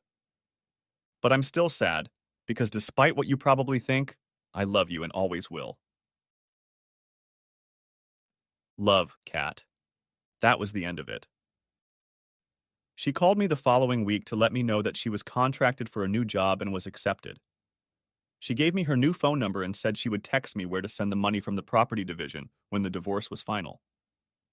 I gave her my information so she could sign the papers. Stacy and I started going on dates as soon as it became clear that Kat had indeed left and taken that job. Things got even more heated when my attorney informed me that she had signed the papers. Stacy and I decided not to rush things. She, like me, feared a classic comeback, and I feared my inability to read and understand women in general. However, we found inventive ways to cope. We talked. We talked about everything and everyone, baring our souls. It became a game, something fun. We never got angry when the other didn't understand us. We were patient and caring. It took our relationship to new heights. Stacy and I married 2 years after our divorce was finalized, but by then, we both knew deep down that it was the right thing to do. Marriage was a foregone conclusion. That night, we finally had intercourse. It was amazing. Things only got better from there. When people try to describe true love, they use the standard phrase, "I'm willing to die for my spouse." I had something different, something better. Over the years, my worst nightmares have been about losing Stacy. They ranged from a car accident to some kind of illness, and the magnitude of that loss always made me wake up covered in sweat. Strangely, these dreams never included her leaving me for someone else. Stacy highlighted a few specific paragraphs from Kat's interview. After the Green River Band, she took a job with another up-and-coming local band and helped it achieve fame. A dozen years later, Kat worked with Aerosmith, then Journey. She was very well known and respected in the music industry. Interviewer: with all the success you've had, can you think of any regrets? Kat: only 2. As you know, I was briefly married, to a wonderful man, and never remarried. My second regret is that because of this crazy business, I didn't have time for other love affairs. My first and biggest regret is that because of my selfishness, I hurt and stole my only husband. Thanks to old acquaintances, I know he has a wonderful woman and family, and I am very happy for him. I know we could have been together, and I often wonder if I made the right decisions back then. Interviewer. Well, on behalf of the entire music industry, we are very grateful that you made your choice. After the highlighted portion, Stacy added a handwritten message. Her loss was always my gain, you sweet man. I love you. The end. Thanks for watching. I hope you enjoyed it, so subscribe to my channel and watch the next video. As I walked past the conference room, my life went from shit to a damn borax, Scottish for truly a huge damn mess. I saw Bill showing pictures on the big screen from the wedding he attended yesterday. What caught my attention was what was in the background. My nemesis Darren Bryant was hugging my wife Judith as they headed to the hotel on the trail. Bill knew Judith, so he knew what was going on. No one said anything to me about it. Friends and co-workers. I realized from the laughter of the group that they had all seen it and already knew. Not only that, it was old news. I didn't stop. If they did see me, they didn't give me any sign. I dismissed the idea of them seeing me and laughing at me. I found out later that it was the damn truth. Donald Harvey, our manager, had me covering Bryant all the time. That day, I had to cover him again. Harvey canceled my vacation because Bryant had an emergency class. Judith left on her own. Or did I think she did now? I spent the rest of the day not doing any work but plotting revenge against my cheating wife, that bastard, and my so-called co-workers. I didn't want to work here a minute longer than I had to. I went to HR and asked about my notice period and annual leave. I knew I was due at least 7 weeks. It turned out that Harvey hadn't canceled my vacation. I showed Stella his letter canceling his vacation and explaining the reason. She just looked at me sadly. Even she freaking knew. I was absolutely furious. I discussed everything with her and her roommate, the financial controller. I am highly organized. It makes my job so much easier. Maybe it is right that I suffer from OCD. I keep records of all my work and expenses. I was able to prove that Harvey was falsifying records to stop payments to me, which were then transferred to Bryant. Eventually, they were able to confirm that I was due 9 weeks of 3 days annual leave. I was owed over £17,000, which was paid to Bryant. Stella had printed everything out. I copied them down as I didn't trust anyone else. My termination period was 12 weeks as I had specialized skills. I went back to my desk and wrote my resignation letter. I didn't give it to Harvey, whom I just stared at until he was completely embarrassed. I had always been obedient. The only time I complained was when I had to fill in for Bryant. I went to meet with the CEO, David Bennett, one of the members of the family that owned the company. His secretary told me he was busy. I told her I needed to see him urgently. Otherwise, I would contact a lawyer. She was very surprised at my tone. It was a very different me. She spoke to him again. He told her that he would be free in 20 minutes and for me to come in then. I knew from his tone that something was wrong. Later, when I thought about it, he tried not to laugh. I went back in and he kept me waiting. 10 minutes later, he let me in. There was no handshake. Sorry for the wait. Well, Adam, what's got you so riled up? He smirked. I was actually calm, which surprised me. Here's my resignation letter. I've been shit on enough already. I've had my vacation canceled supposedly in the best interest of the firm. Everyone laughs behind my back when Darren Bryant entertains my wife, and I have to cover his work while he does it. Harvey forges payroll so Bryant gets paid for my work, so you owe me over £17,000. You'll see those invoices there. Given my annual leave, despite Harvey trying to give it to Bryant, I have just over 2 weeks to work. I'll work them off, but I'm not going to cover Bryant. He could get in trouble. He could get in a very serious accident. Bennett was not only silent, he was gloating. I could tell by the look on his face that he was thrilled with how I felt. You didn't know Bryant was entertaining your wife, did you? Dude, you're damn blind. He brags about it every damn time. I'll handle your money, now get out of here. Well, I knew where I stood. I'd have 2 weeks to get back at all these cunts, especially Bryant. I walked out of that office and his secretary almost shit herself. If I was angry before, it was obvious from the look on my face that I was looking for trouble. I walked back to my desk. I could see the others watching me, but no one approached me. They had never seen me angry before. I finished my work on time. Harvey made me use my personal phone for work to save the firm money, since my phone could have 2 SIM cards. I took one out and left it on my desk. I didn't give them a second more than they needed. As I left, I saw some people looking at me like I was a stranger. Bill inquired, "For once you're leaving on time, Adam. What's wrong?"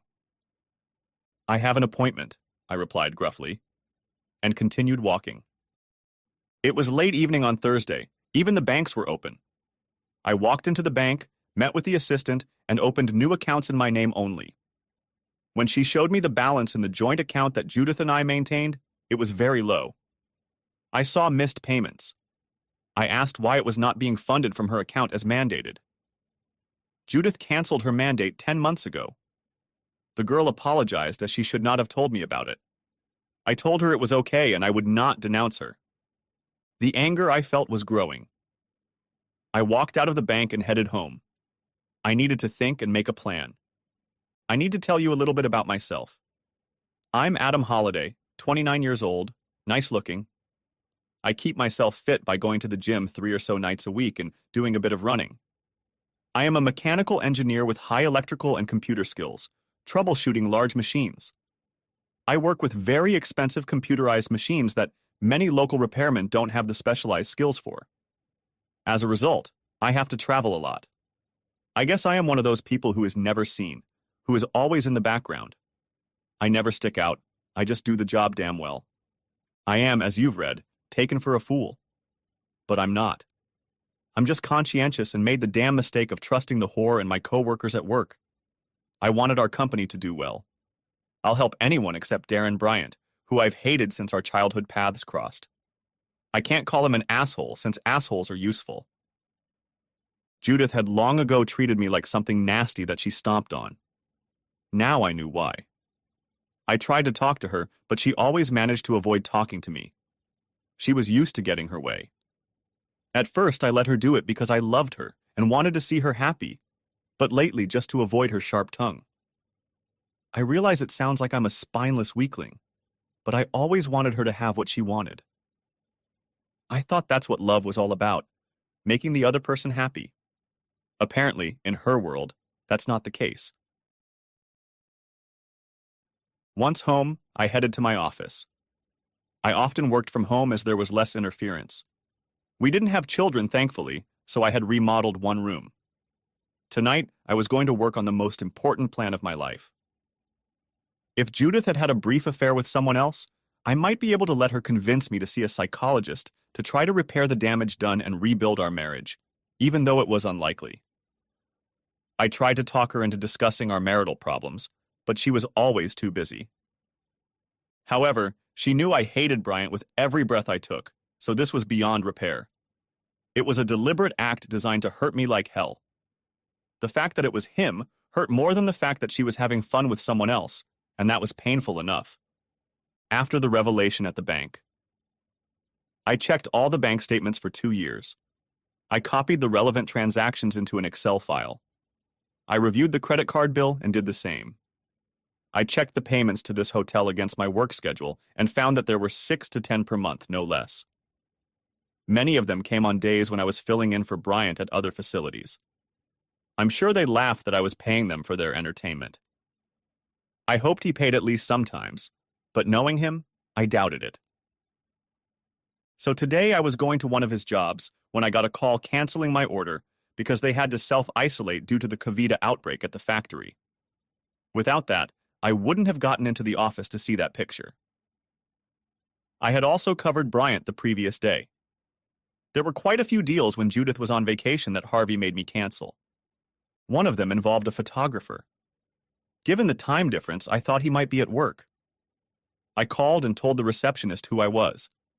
I apologized, but we had a fire and lost the pictures he took.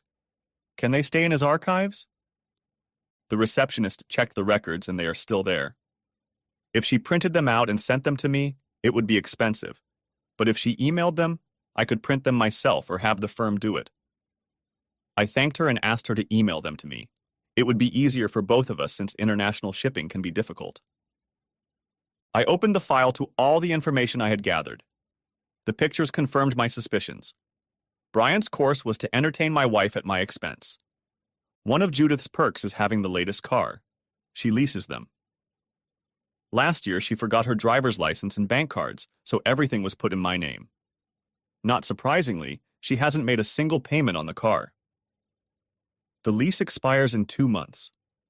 I thought that was great. For the next 2 months, I'll have use of my car, but I won't renew the lease. I needed access to her account. When we got married, she wanted her own account so she wouldn't have to explain to me how she spends her money.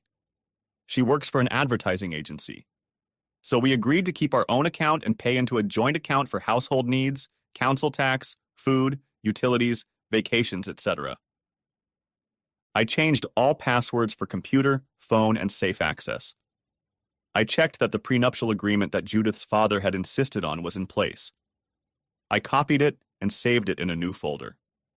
I gave it a technical name, which Judith would assume was a working name if she managed to find out my login details. The file itself was given another access password. I put all the documents I would need, including this file, into cloud storage, using a VPN to cover my tracks, so I had access to a copy of everything whenever I needed it. I use a key generator, so no Mom 1 or Mom 2 for me. I counted up all the money Judith owed me. It came out to just over £47,000. She, or rather I, had been paying for this hotel room for 14 months. The vacation alone cost £11,000. We had a joint savings account with £105,000 in it. They were to go towards extending this house. My idea, because it has big rooms and a large plot. Plenty of room for our kids to play when she feels she can have them. We talked about kids before we were married, but she changed her mind soon after and became more career-oriented. If I didn't like it, well, fine. Why did I put up with her crap for so long, I asked myself. She wanted to buy a rabbit hole in a posh neighborhood. I refused, which annoyed the hell out of her. It was probably one of the few times I stubbed my toe. So the house fund went unused. She didn't replenish it for a year either. I added £6,000. Now looking at her wishes, you can tell that if we moved, her name would be put on the property. My house would pay for most of the costs. She could claim a share in this new house when we divorced. A lucky escape. I transferred £105,000 into my new account. If she complained, I would say that her share would cover her debt to me. When I completed all the necessary money movements, I canceled the debit and credit cards of the joint account. I realize now that I should have paid attention to the accounts, but Judith did it all. Why the hell did I trust her, especially considering the way she treats me? When I finished, Judith wasn't home yet, so I put the pizza in the oven. If no one called Bryant, she wouldn't know I was in the loop. If she didn't come home, then they knew. I was just finishing my pizza when she arrived. To say she was shocked would be putting it mildly. She gasped, "I thought you were at the office." I smiled. "I had an appointment, and I left my phone there. No big deal." She relaxed. "I've already eaten. I'm going to take a shower," and almost jogged towards our room. I guessed why. I waited until I heard the sound of the shower. As she entered the room, she dropped her purse on the table as usual. I opened it and pulled out my wallet and cell phone. I logged into the computer under her account. I used her bank card to work with the card reader to access her accounts. She had the ones I knew about as well as 2 accounts that each held over £100,000. I copied all these accounts into my file. I downloaded the contents of her email. I opened her phone. She used the same PIN code on all her devices and sent copies of messages and calls to my file in the same way. I replaced everything in her purse and was sitting down with a cup of tea when she came downstairs. She was dressed rather drab compared to her work clothes. I decided to give her a pep talk. I'm not worth a little fancy dressing up for. She only looked at me in her usual dismissive manner. I'm too tired. Maybe one more night. I laughed. Yeah, why not? It's only been 12 months since you gave me access to your body. I think it's time for us to get a divorce, or I can get your marriage annulled since you're still a virgin. She stared at me, trying to figure out what was behind my words. She wasn't happy, and I didn't care. I continued. Bill was showing pictures from the wedding yesterday in the office when I came in. She looked at me. I didn't think you'd be interested. I didn't think I would. Is this Marion's third wedding? Maybe this time she'll keep her legs shut for someone other than the cool guy who married her. She gave me a hard look. What a nasty thing to say. I've never heard you talk about someone like that before. I added, I heard she was up to some mischief at her bachelorette party. You went and blabbed. She got angry. You don't need to listen to gossip. Everything went off without incident. I let loose another arrow. That's not what the gossip at the water cooler said. I hope she and the rest of the contestants were tested for STDs. Judith left for the bedroom, slamming the door behind her. I've hit a nerve, I thought. I went back to my office and researched the divorce laws. The good news was that I owned the house before we were married, so she had no rights to it. Usually property is divided 50-50 if there are no children. This was good since her two major accounts were in my favor. Alimony could be awarded if one spouse earned more than the other. The prenuptial agreement spelled out changes to the standard agreement based on adultery. No alimony was awarded for the innocent party. No claim to other property, such as an automobile. All expenses were placed on the adulterer. I was glad her father insisted on this. I knew I needed more evidence as Judith, Bennett, and Bryant would deny everything.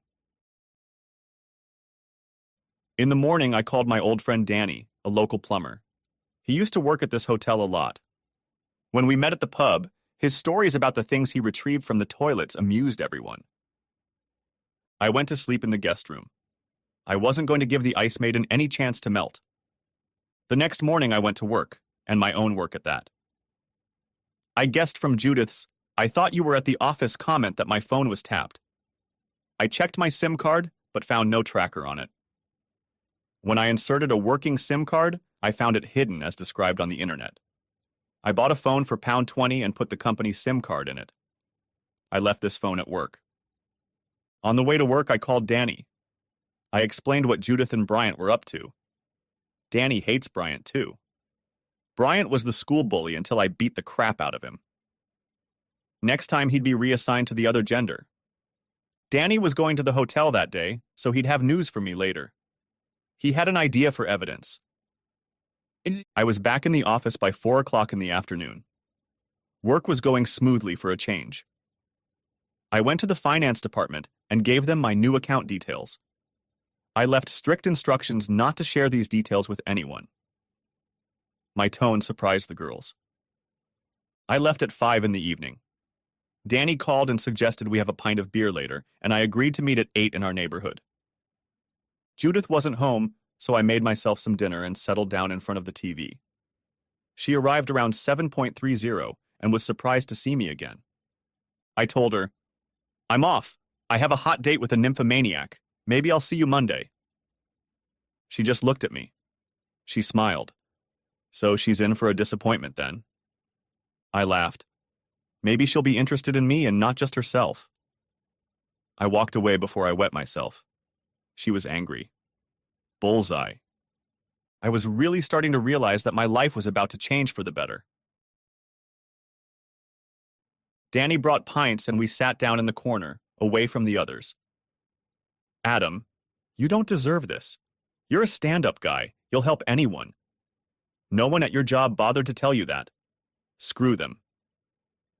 A lot of people hate Bryant. You remember Kate Duncan? He used to pull her hair and call her names at school. She works in a hotel. She's single, very pretty, with the body you dream of. She would never have fun with a married man like me. I told her about them and about you. She's still partial to you for some reason. Oh, yeah. You caught Bryant pulling her off the bench by the hair and beat the crap out of him. I'd never seen you angry before, but that day you looked like nothing was going to stop you. If he tried to hide behind a brick wall, you would have gone through it to get him. No one tried to stop you. They're booked in for next week, Wednesday and Thursday. She'll make sure they get a separate room. There will be a video camera hidden in it to capture them. After they're done, I'll make an emergency call to deal with the clogged toilet in the room. I'll pick up the camera and give you the SD card. It's so small it will fit in the smoke alarm that's on the bed. I told him, I owe you both. He smiled. No, that's what he deserves. I thought Judith had more intelligence. We had a couple more beers each, and I headed home. In the morning, she suggested we go to the car dealership and look for a new car since the lease was coming to an end. You don't mean my new car? It's registered in my name and you haven't paid a dime for it. We can go and I'll tell them I'll return it when the lease expires. She looked completely dumbfounded. She left without waiting for me. She came back 15 minutes later. My debit and credit cards don't work. What have you done? She shouted. I calmly replied, I was checking the account because I was sure I had paid the bill, but I got a letter asking me to pay it. I saw that you haven't paid anything on your house account in a year. I'm not going to support your lifestyle of treating me like crap. I canceled the cards. Use your own goddamn ones. She got even more pissed off. I very rarely swore at her. It must be the bank's mistake, she almost shouted. No, they showed me your order rescinding the mandate. No goddamn mistake. How? She screamed. I called them to find out the reason because I thought it was a mistake. Turns out the mistake was me trusting you with our finances. I felt like she was about to explode. The rest of the weekend we didn't talk. I mowed the grass and tidied up the garden. I painted the decking in front of our bedroom as the smell of decking paint made her sick. Monday at work, I tackled the paperwork. I also drafted emails to all my clients explaining why I would no longer be working at Bennett's after I was officially laid off. I will be looking for a job after that date. Several people tried to poach me, but because of my sense of loyalty, okay, I'll add stupidity, I didn't pursue the change. I sent them just before I left. Access to them was password protected, so no one would find out. I changed all my work codes. Harvey wasn't in the office. I felt cheated. I expected him to pounce on me with accusations that he had fired me and that he had cheated me out of my money. I looked for any opportunity to plop him on the table and rearrange his body parts. I went to see a lawyer. I've known Dawn since high school. I explained the circumstances. I needed a new will. If anything happened to me, I didn't want anything to go to Judith.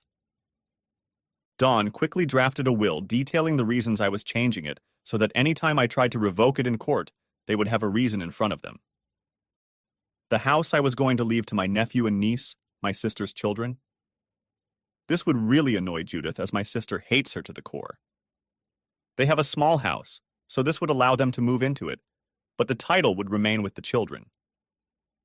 I don't like her husband. Judith was legally entitled to a percentage of the cash before the divorce, but Dawn showed me how to reduce the amount classified as cash.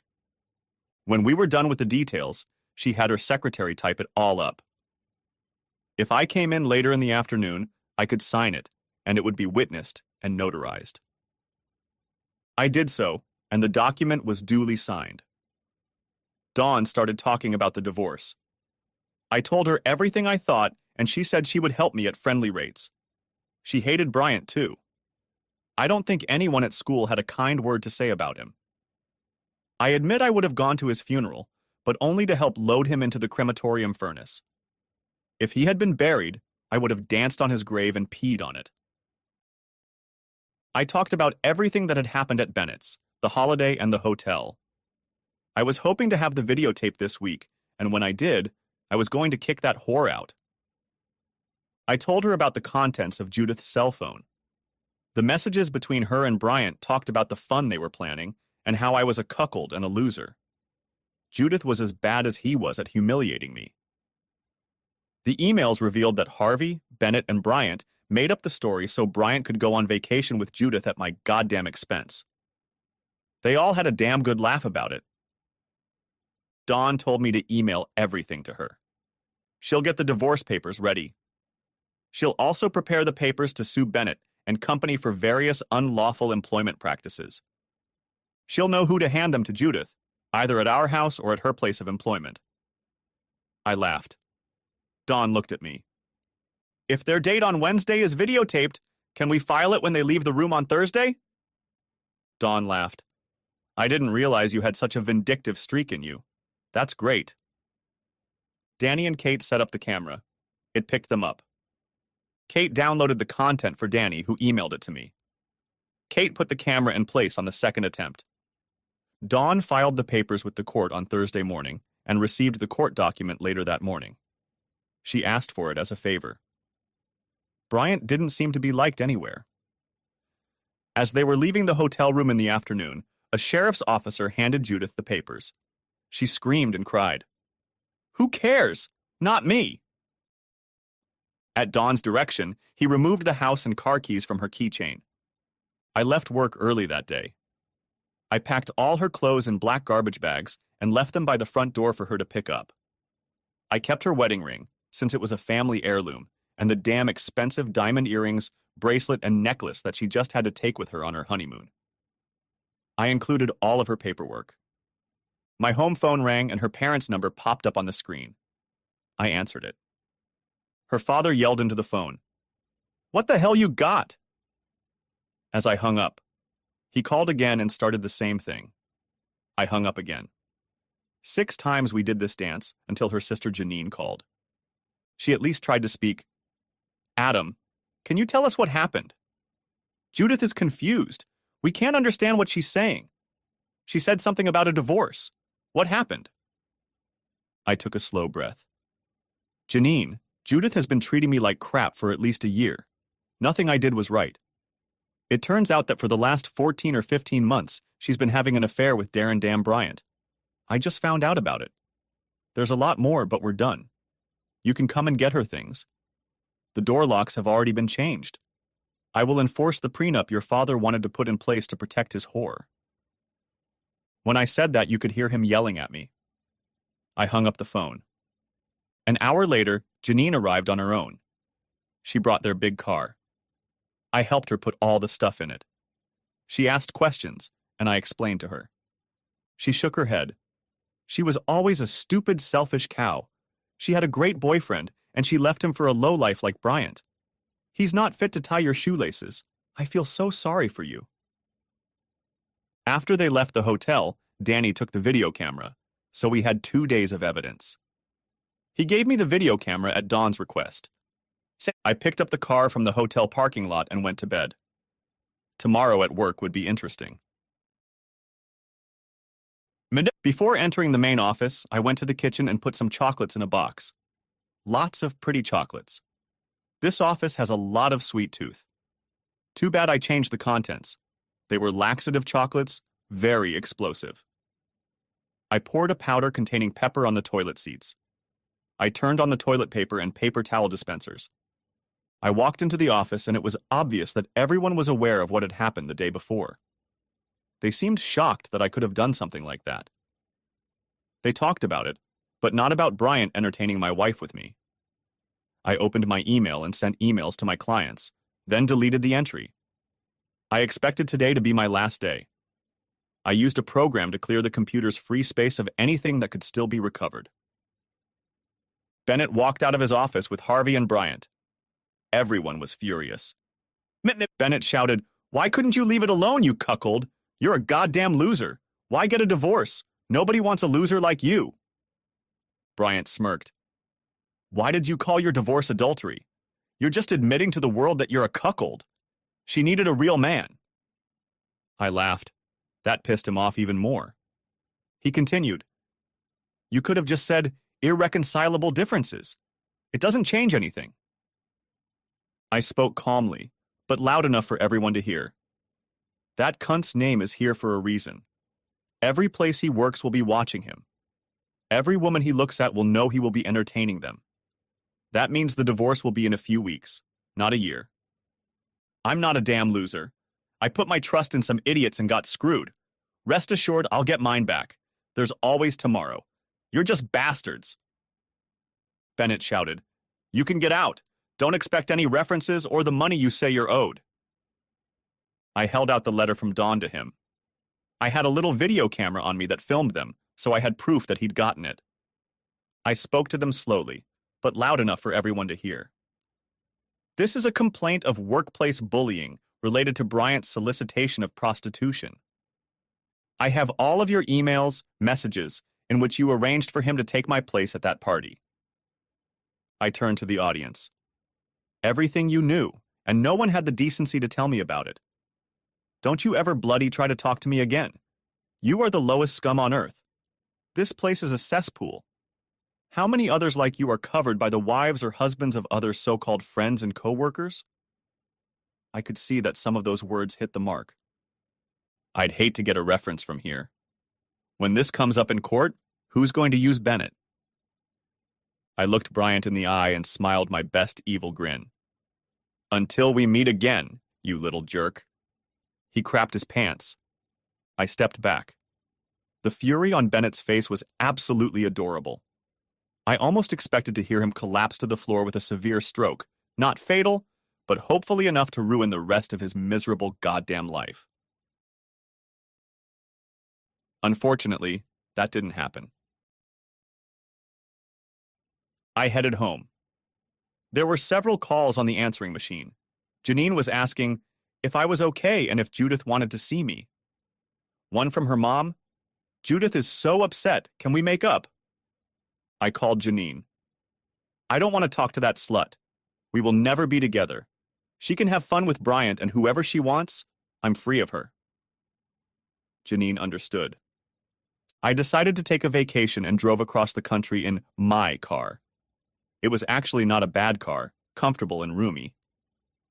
After 3 weeks, I returned to my house. A neighbor saw me pulling up and turned to me. Adam, some people tried to take over your house. I called the police. They took them away. The cops left their details for you to contact them. I thanked him. I called the police and spoke to one of the officers. It was Judith's father and brother. They had come because Judith wanted to take the engagement ring and diamond set that she claimed belonged to her. They did not try to break down the door, so they were advised to contact a real estate attorney. I thanked the officer. I was happy the bitch was off the hook. 6 weeks later, I was in court for a divorce hearing. Sitting in the press box was Dawn's sister Avril, a reporter for the local newspaper. This was going to be fun. Judith's attorney began by stating that his client did not want a divorce, that she had only lost her way a couple of times and was very sorry for the pain she had caused. She would like the court to order counseling so we can forget about her recklessness. If the court feels it cannot do this, her husband will take £105,000 out of their joint account. She was due half that amount. Dawn stood up. Perhaps Mrs. Holliday could appear in court, and we could check her actions. Her lawyer quickly tried to prevent this. The sheriff noted his reluctance to have her as a witness. Dawn continued. My lord, this marriage is over. Mrs. Holliday had an affair with Darren Bryant, aided and abetted by Mr. Holliday's manager and owner of the firm. Bryant also works there. Mr. Holliday was fired from their job for having the audacity to divorce this adulteress rather than allow them to continue their games with him. This affair went on for about 15 months before her husband found out. It was a deliberate act on her part as she knew Bryant and her husband hated each other. It stretches back to their childhood days when Bryant was the school bully until Mr. Holliday dealt with him. With the connivance of his superiors, Mr. Holliday was forced to cancel a vacation trip intended to try to improve their relationship. Bryant went instead. My client was forced to work to fill in for Bryant, who was on an important course. Completely bogus. That was a year ago. The fact that she took Bryant on leave rather than her husband shows Mrs. Holliday's utter contempt for her husband. Since then, my client has had no intimate relations with his wife, for which he is now very grateful. Her attorney raises the issue of the division of marital property. At her request, both maintained personal accounts, but had a joint account for household expenses. Bank mandates paid so much monthly from each personal account until Mrs. Holliday took the liberty of canceling hers 10 months before their separation. This did not prevent Mrs. Holliday from spending money on her adultery, but she used only the joint account, which by this time held only Mr. Holliday's funds.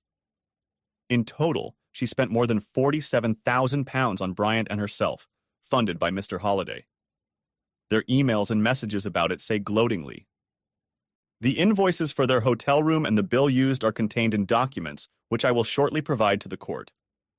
This was not once or twice, as she wants us to believe, but over a period of 15 months, meeting at least 6 to 10 times a month, if not more.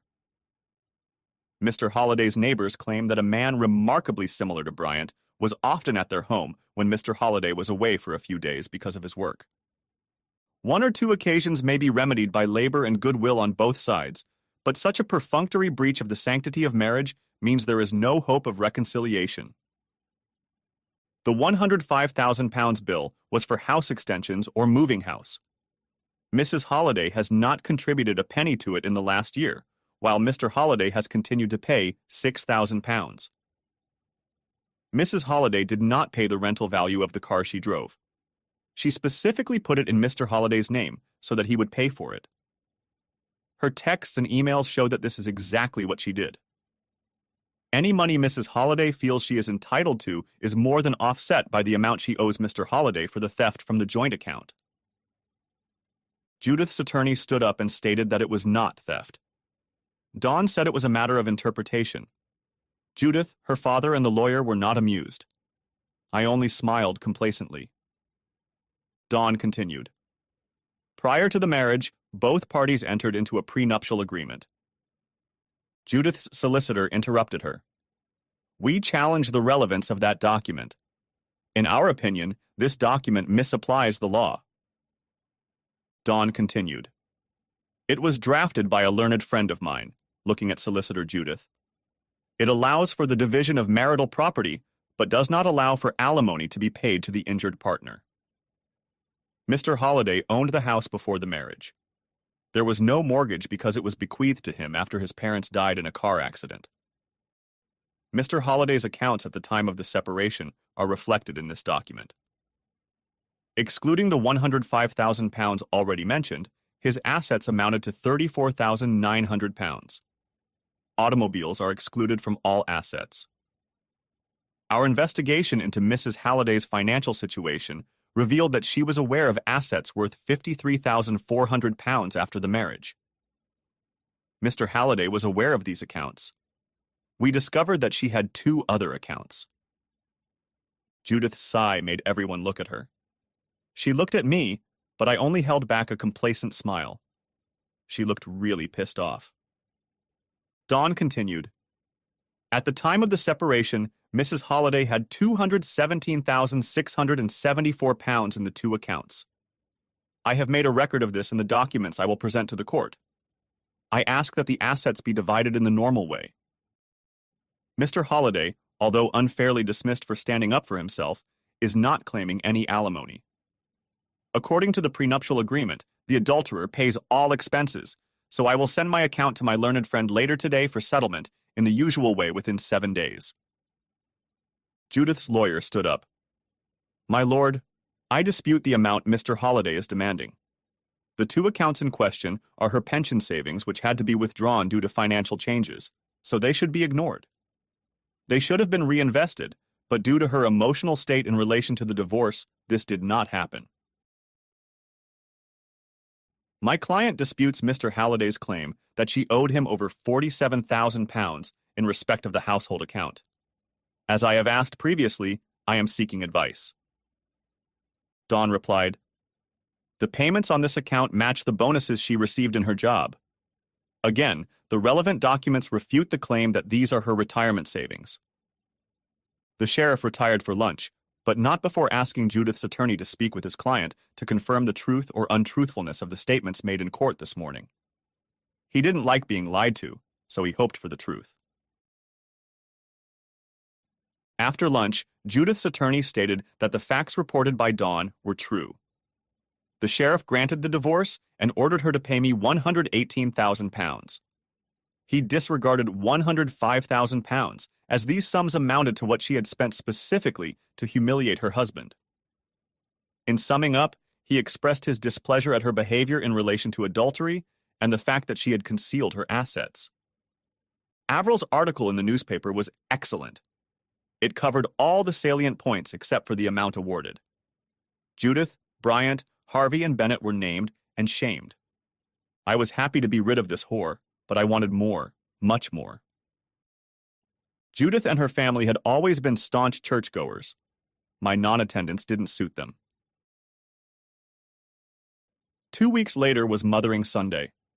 I can only imagine their shock when they came out and saw numerous, at least 60 pictures of their daughter with Bryant and another 20 pictures of the minister with the wife of a local politician.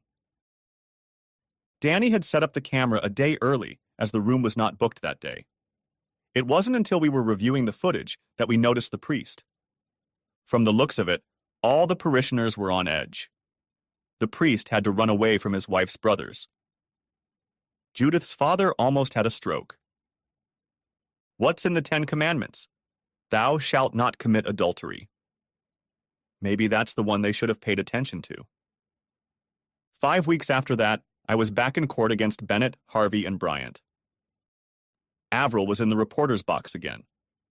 Bennett's lawyer tried to get her removed, but the sheriff decided the case was in the public interest. Dawn called me to testify. I sat in the box for over an hour before she finished talking to me.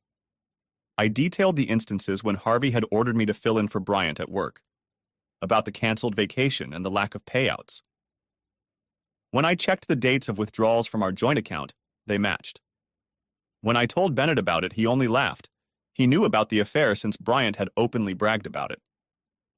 I detailed how I had discovered texts, emails between the four of them, revealing their collusion. At the end, I reported that I was not paid for the period of my termination, as well as the amount paid to Bryant in my stead. Dawn's last 2 questions were, how would you describe the relationship between Bennett, Harvey, Bryant, and the other employees, especially over the last 15 months? I answered, I was treated with disdain. Harvey threatened me if I complained about covering for Bryant or having to fix his shoddy repairs. Bennett would just look at me and smirk. My so-called co-workers seemed to know jokes I didn't. They used my integrity to play tricks on me, as I did my best for the company. Harvey even made me use my own cell phone to save the company money.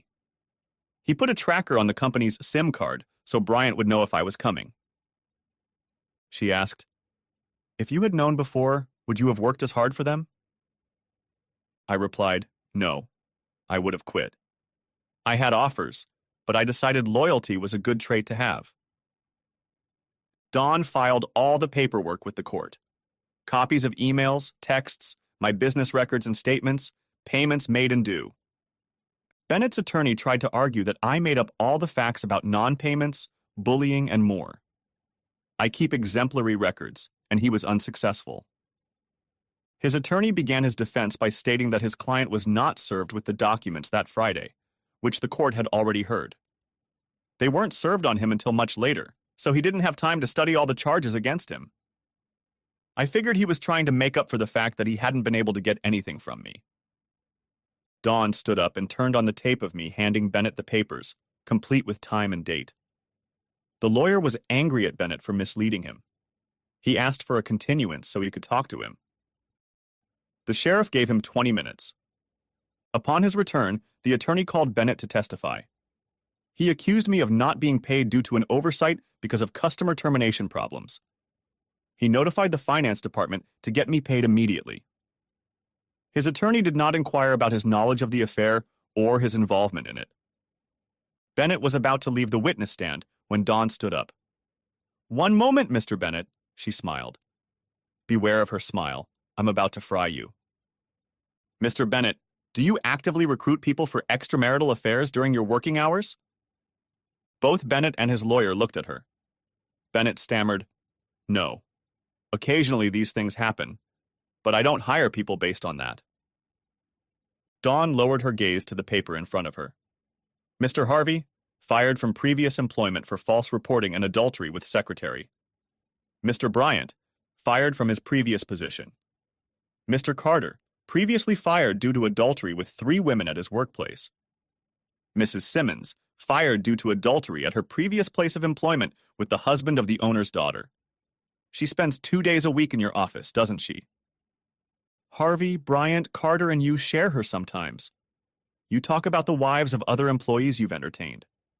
You share your sexist jokes about horny husbands like Mr. Holliday who were decent men and foolishly confided in you. Bennett's supportive wife came out. Tell me why you think hiring people is not pimping, not soliciting prostitution. After all, that's exactly what you're doing. Bennett blushed and couldn't answer. Bennett's attorney tried to prevent him from answering, but the sheriff decided that the question was legitimate because there was a complaint against him. Bennett was unable to answer. The emails you sent to Mrs. Holliday about how to supervise her husband, were they the actions of a caring employer? Did they comply with health and safety regulations relating to the care of the physical and mental health of your employees? When you found out about his wife's affair with your work partner, you did nothing to inform him. Is this the act of a caring employer or a predator who is so keen to hurt someone because they are so much better than you? The only thing that made sense was not wanting him to leave because you needed his skills, but even then, you bullied him with Harvey's help. Sent him away so Bryant could entertain his wife. A caring employer.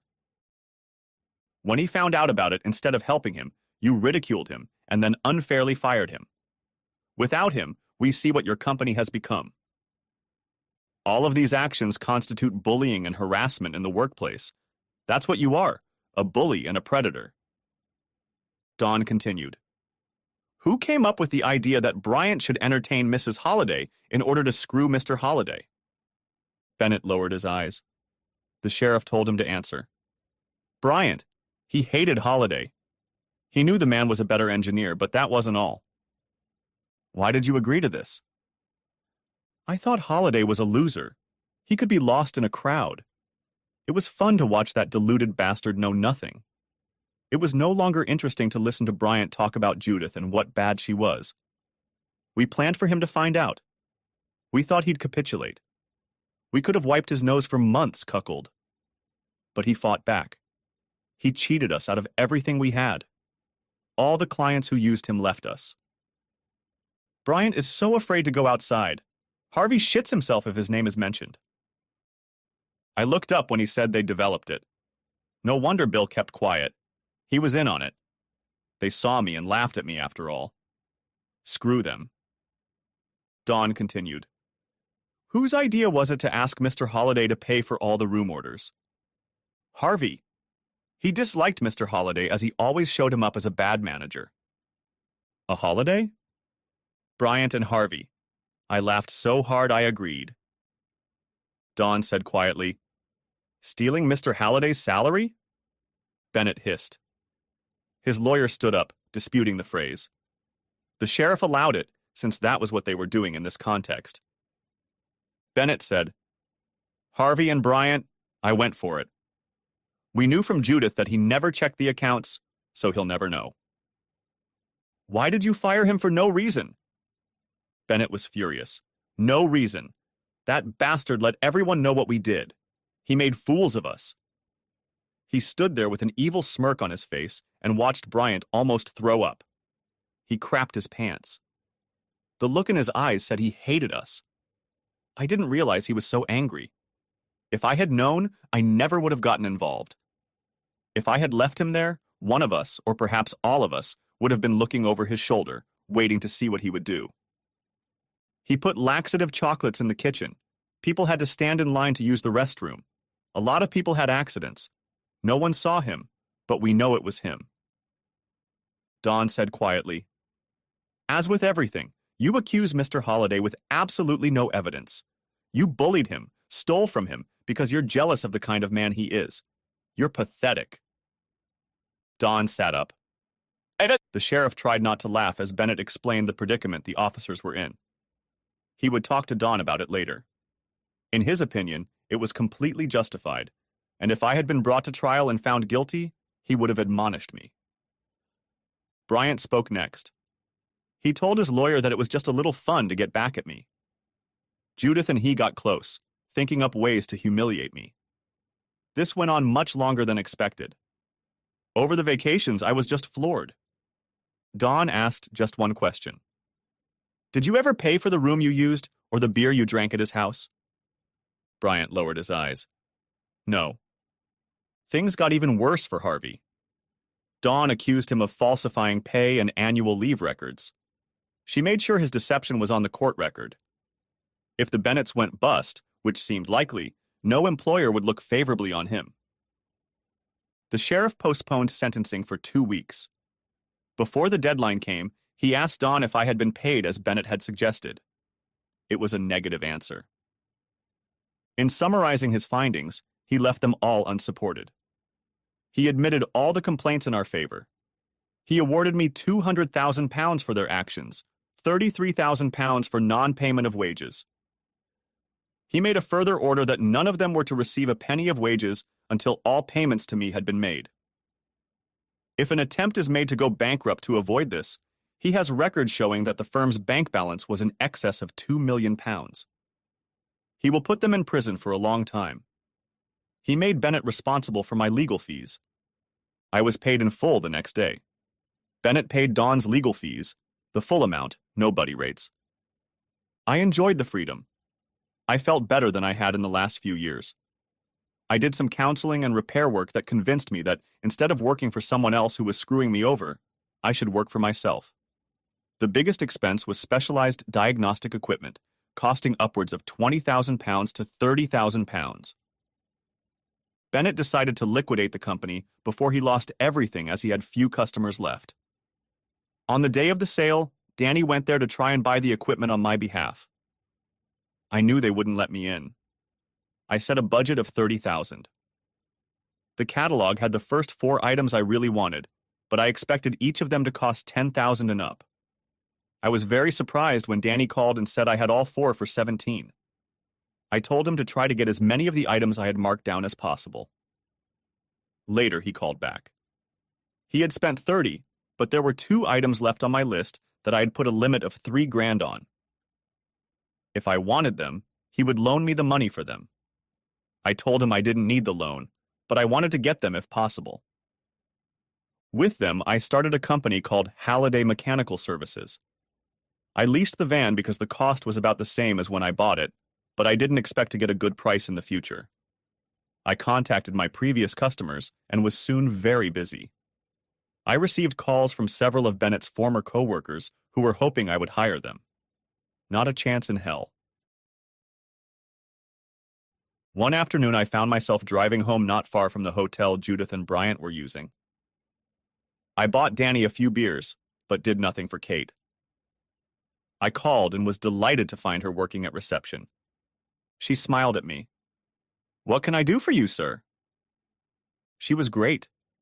She was a beautiful girl, but now she was fully a woman. Danny wasn't lying when he said she had the kind of body one could only dream of. I liked her smile right away. "Kate, I'd like to take you out to dinner to thank you for what you've done for me with Danny. If there's anything else you'd like to do, I'd be happy to do it.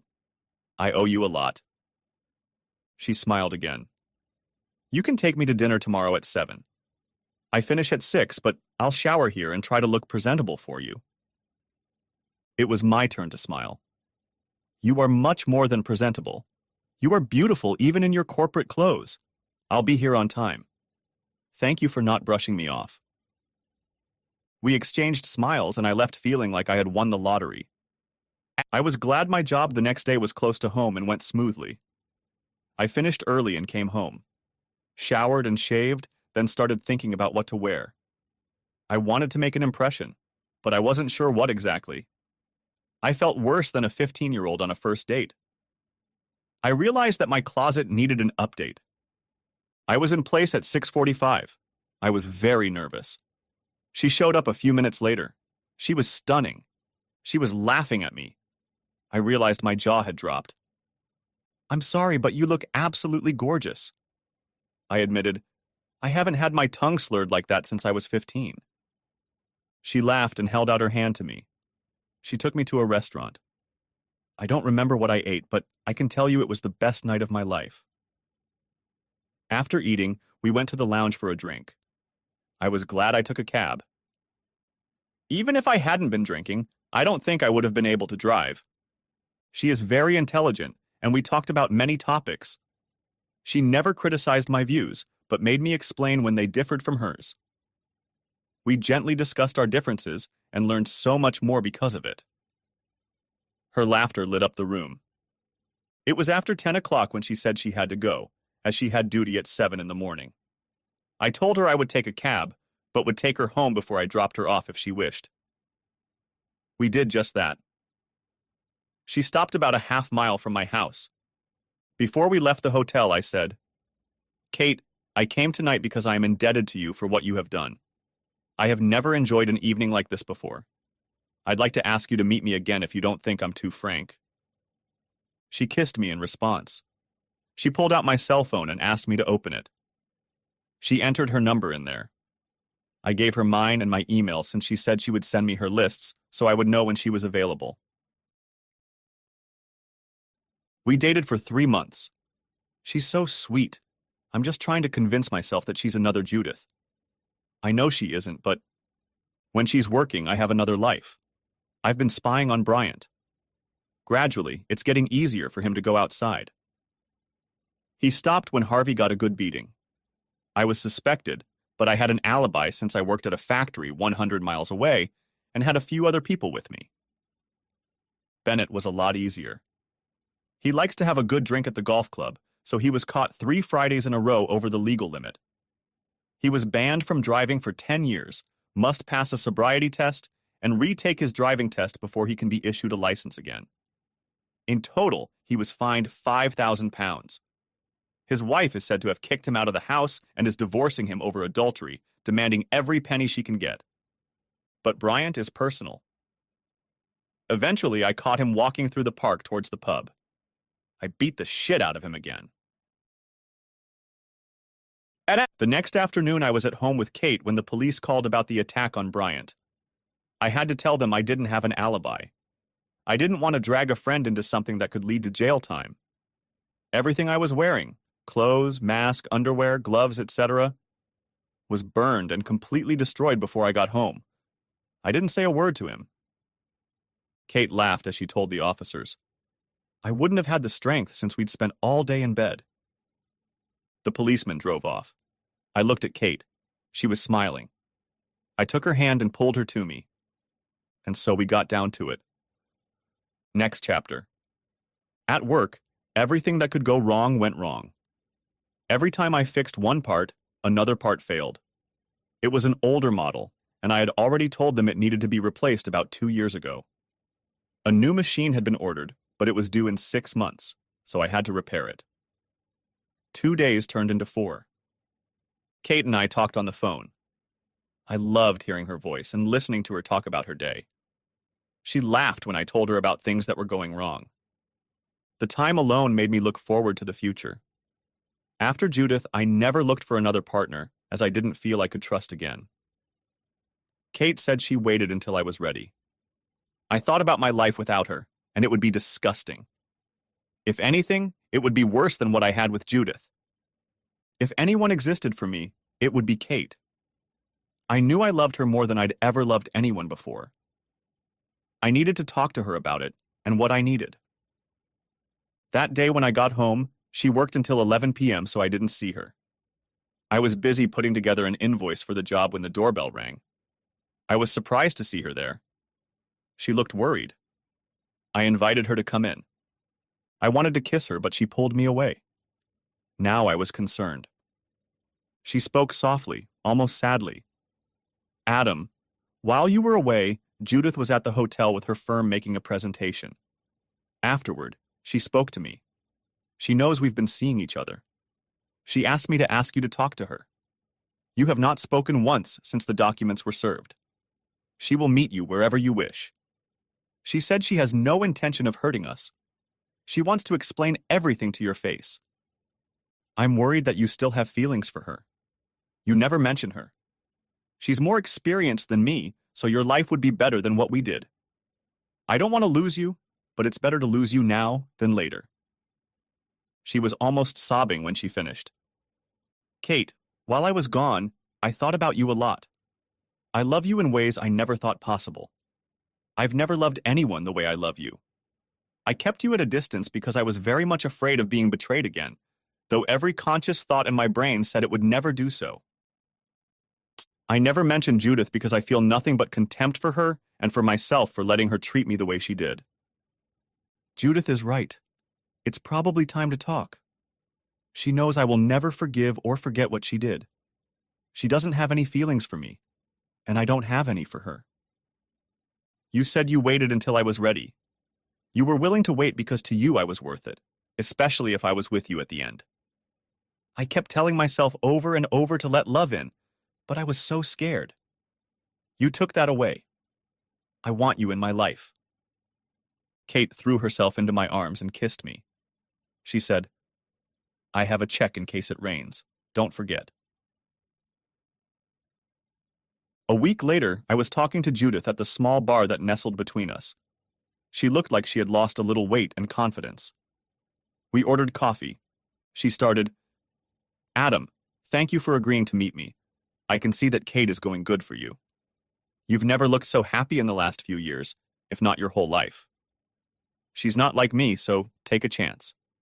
She's a beautiful woman. I want to apologize, even though I know that word sounds ridiculous coming from me, the nasty bitch. I've been thinking for a long time about why I ruined our marriage. At first I wanted to blame you, but Janine wouldn't let me. She made me realize how much I hurt you. I found a counselor who helped me learn the truth about myself and why I did it. I still have a lot of work to do. I could go on for weeks telling you about this, but I'll be brief. I've always been an egotist, a narcissist. I like to think I was better than others. When I met you, I saw a caring, loving man who was completely unaware of the impact he had on others. Because of your character, you could get any woman you wanted. You are so conscientious about everything you do. I loved this man, a feeling I had never felt before. You loved me, and because of that love, you would give me anything I wanted if you could. A diamond on our honeymoon, even if it meant we couldn't afford the tour you really wanted. Over time, I began to see your efforts to please me not as love, but as a sign of weakness.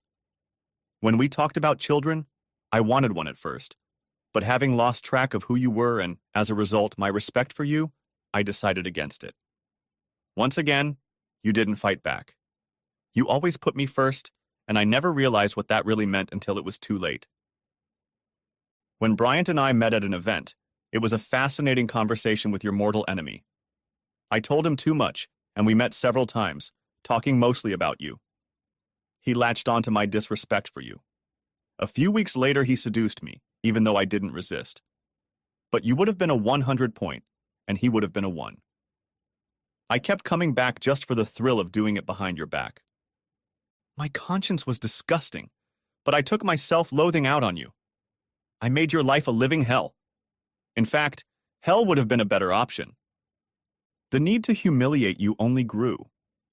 I still can't understand why it occurred to me. How could you humiliate yourself if you didn't know? Why did I treat you that way?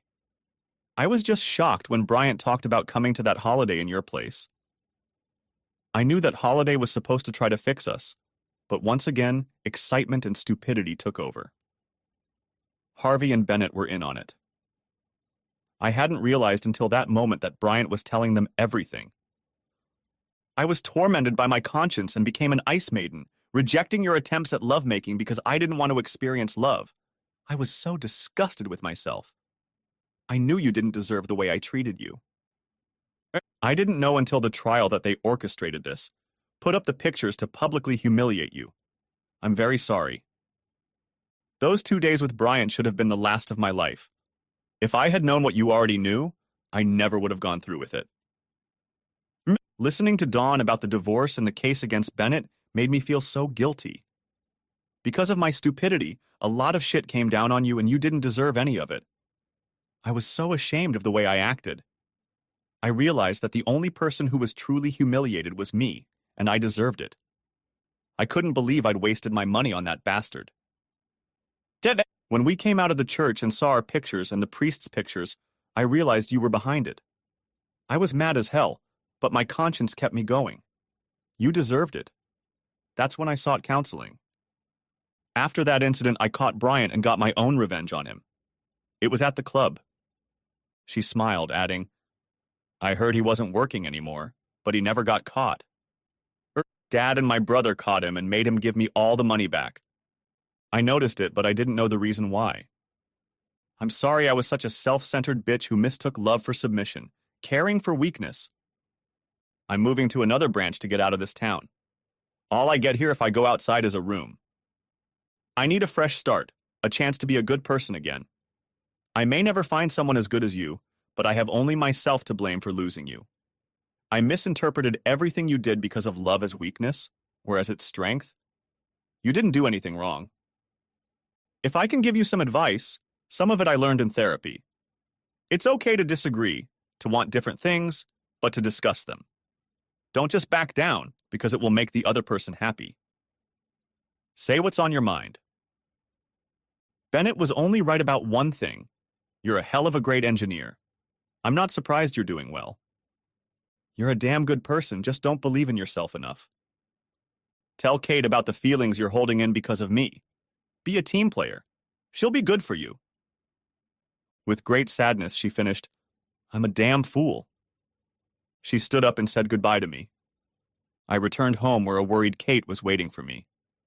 I said those 5 little words. Kate, we need to talk. I smiled as she raised her eyebrows. I kissed her gently. I told her everything that had happened, about how Judith had mistreated me, and also about Bryant. I told her how I felt inferior, how I couldn't believe I deserved to live with her. When I was done, she was crying. I cried too. I unloaded on myself for the first time in my life. We finished crying, snuggled up against each other. When we finished crying, she wiped my face. Adam, Judith was right about 2 things. What a wonderful person you are and how little you realize it. Maybe if counseling helped her, it will help you too. When you mentioned the kids, I could tell from your voice how deeply it affected you. It's a lovely house, a large lot, and it could be expanded so you could have a lovely family home. All I can say is that if we were to live together, I would love to have children with you. I'm not Judith. I don't see you as a calm, thinking, weak person. I see a strong person who is always striving to be a better person, to help others. We'll disagree, we'll fight sometimes, but you'll always have my love and respect. Think back to our first night. Throughout dinner we talked, we had disagreements, but we discussed them and learned how different perspectives add to our experiences. We both need to talk, to discuss any problems that may arise. Later, she moved in with us, and we talked about renting her apartment. She wanted to wait a few months to make sure I was happy. A few weeks after she moved in, I was at the safe when she noticed the jewelry boxes. She insisted I get them. I opened the big one with diamonds and told her the story, including the fact that I didn't get to go on a tour I really wanted to go on. I'd purposely kept it from Judith because she'd betrayed me with Bryant. I blushed, taking the small box in my hands. Kate, this is a family heirloom. I gave it to Judith as a gift, but I kept it for myself. It's an engagement ring. I've been thinking about proposing to you for weeks now. I asked your father's permission, and he's thrilled, and so is your mom. Kate, will you marry me? We'll find you a new ring if you say yes. She looked into my eyes, smiling, her tears flowing. She said quietly, yes. She then opened a small box. This ring is beautiful. I will wear it proudly. It will need to be resized. I won't wear the diamond set because of its history.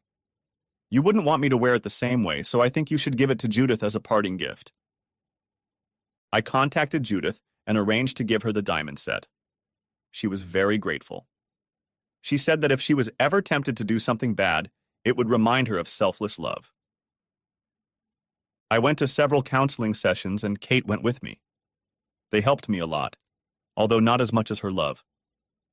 It turned out that Kate really was my kind of love. I was so happy that a lot of people remarked on it. My business was growing by the day.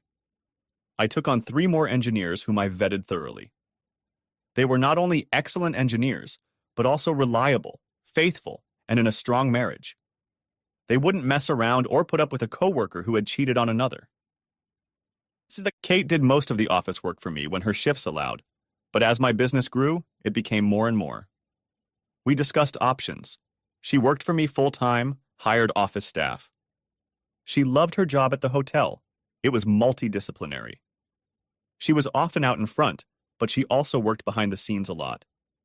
She had the skills for my office, but if we had kids, we would be looking for someone else.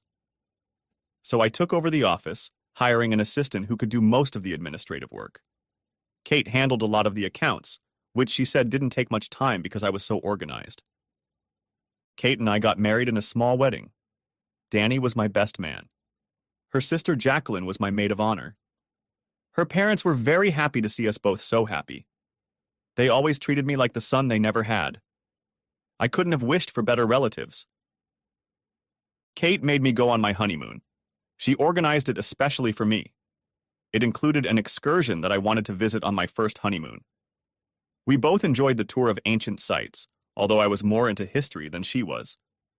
I had to suffer for it as she loves roller coasters, so I got to ride with her many times the next week as we visited several theme parks. As I was driving back to the hotel, she casually revealed that she was a commando. At least I think it was accidental. We had to hurriedly get ready for most meals as we explored each other as soon as we entered the hotel room. A couple months later, her parents were even happier as their first grandchild was born. Kate and I moved into her apartment while the builders renovated and expanded our home. The work was finished a month before our first child, Gordon, was born. He was followed by a sister, Jennifer, and then another boy, John. 11 years later, I have 12 engineers and half a dozen office staff. Cheryl still watches out for the day of the bad secretary. If we're overworked, she leaves my office. Since the firm is small, I know her husband and I won't do anything that could damage their relationship with the employees. I still vet new employees thoroughly. I will not hire anyone who plays games with me. As for Judith, I have seen her a couple times when she came to visit her parents. She's doing well professionally, but she's still single. One day, Kate spotted her at a local restaurant with Janine. She had a very sad and envious look on her face. Kate, our kids, and I were there to eat, and the kids were having fun in the little play park. I pushed their swings and caught Jennifer on the parachute. As we left, we said hello. Judith's adultery turned out to be the best thing that ever happened to me as it led me to Kate. Her love and support means everything to me. I've never been happier. The end. Thanks for watching. I hope you enjoyed it. So subscribe to my channel and watch the next video.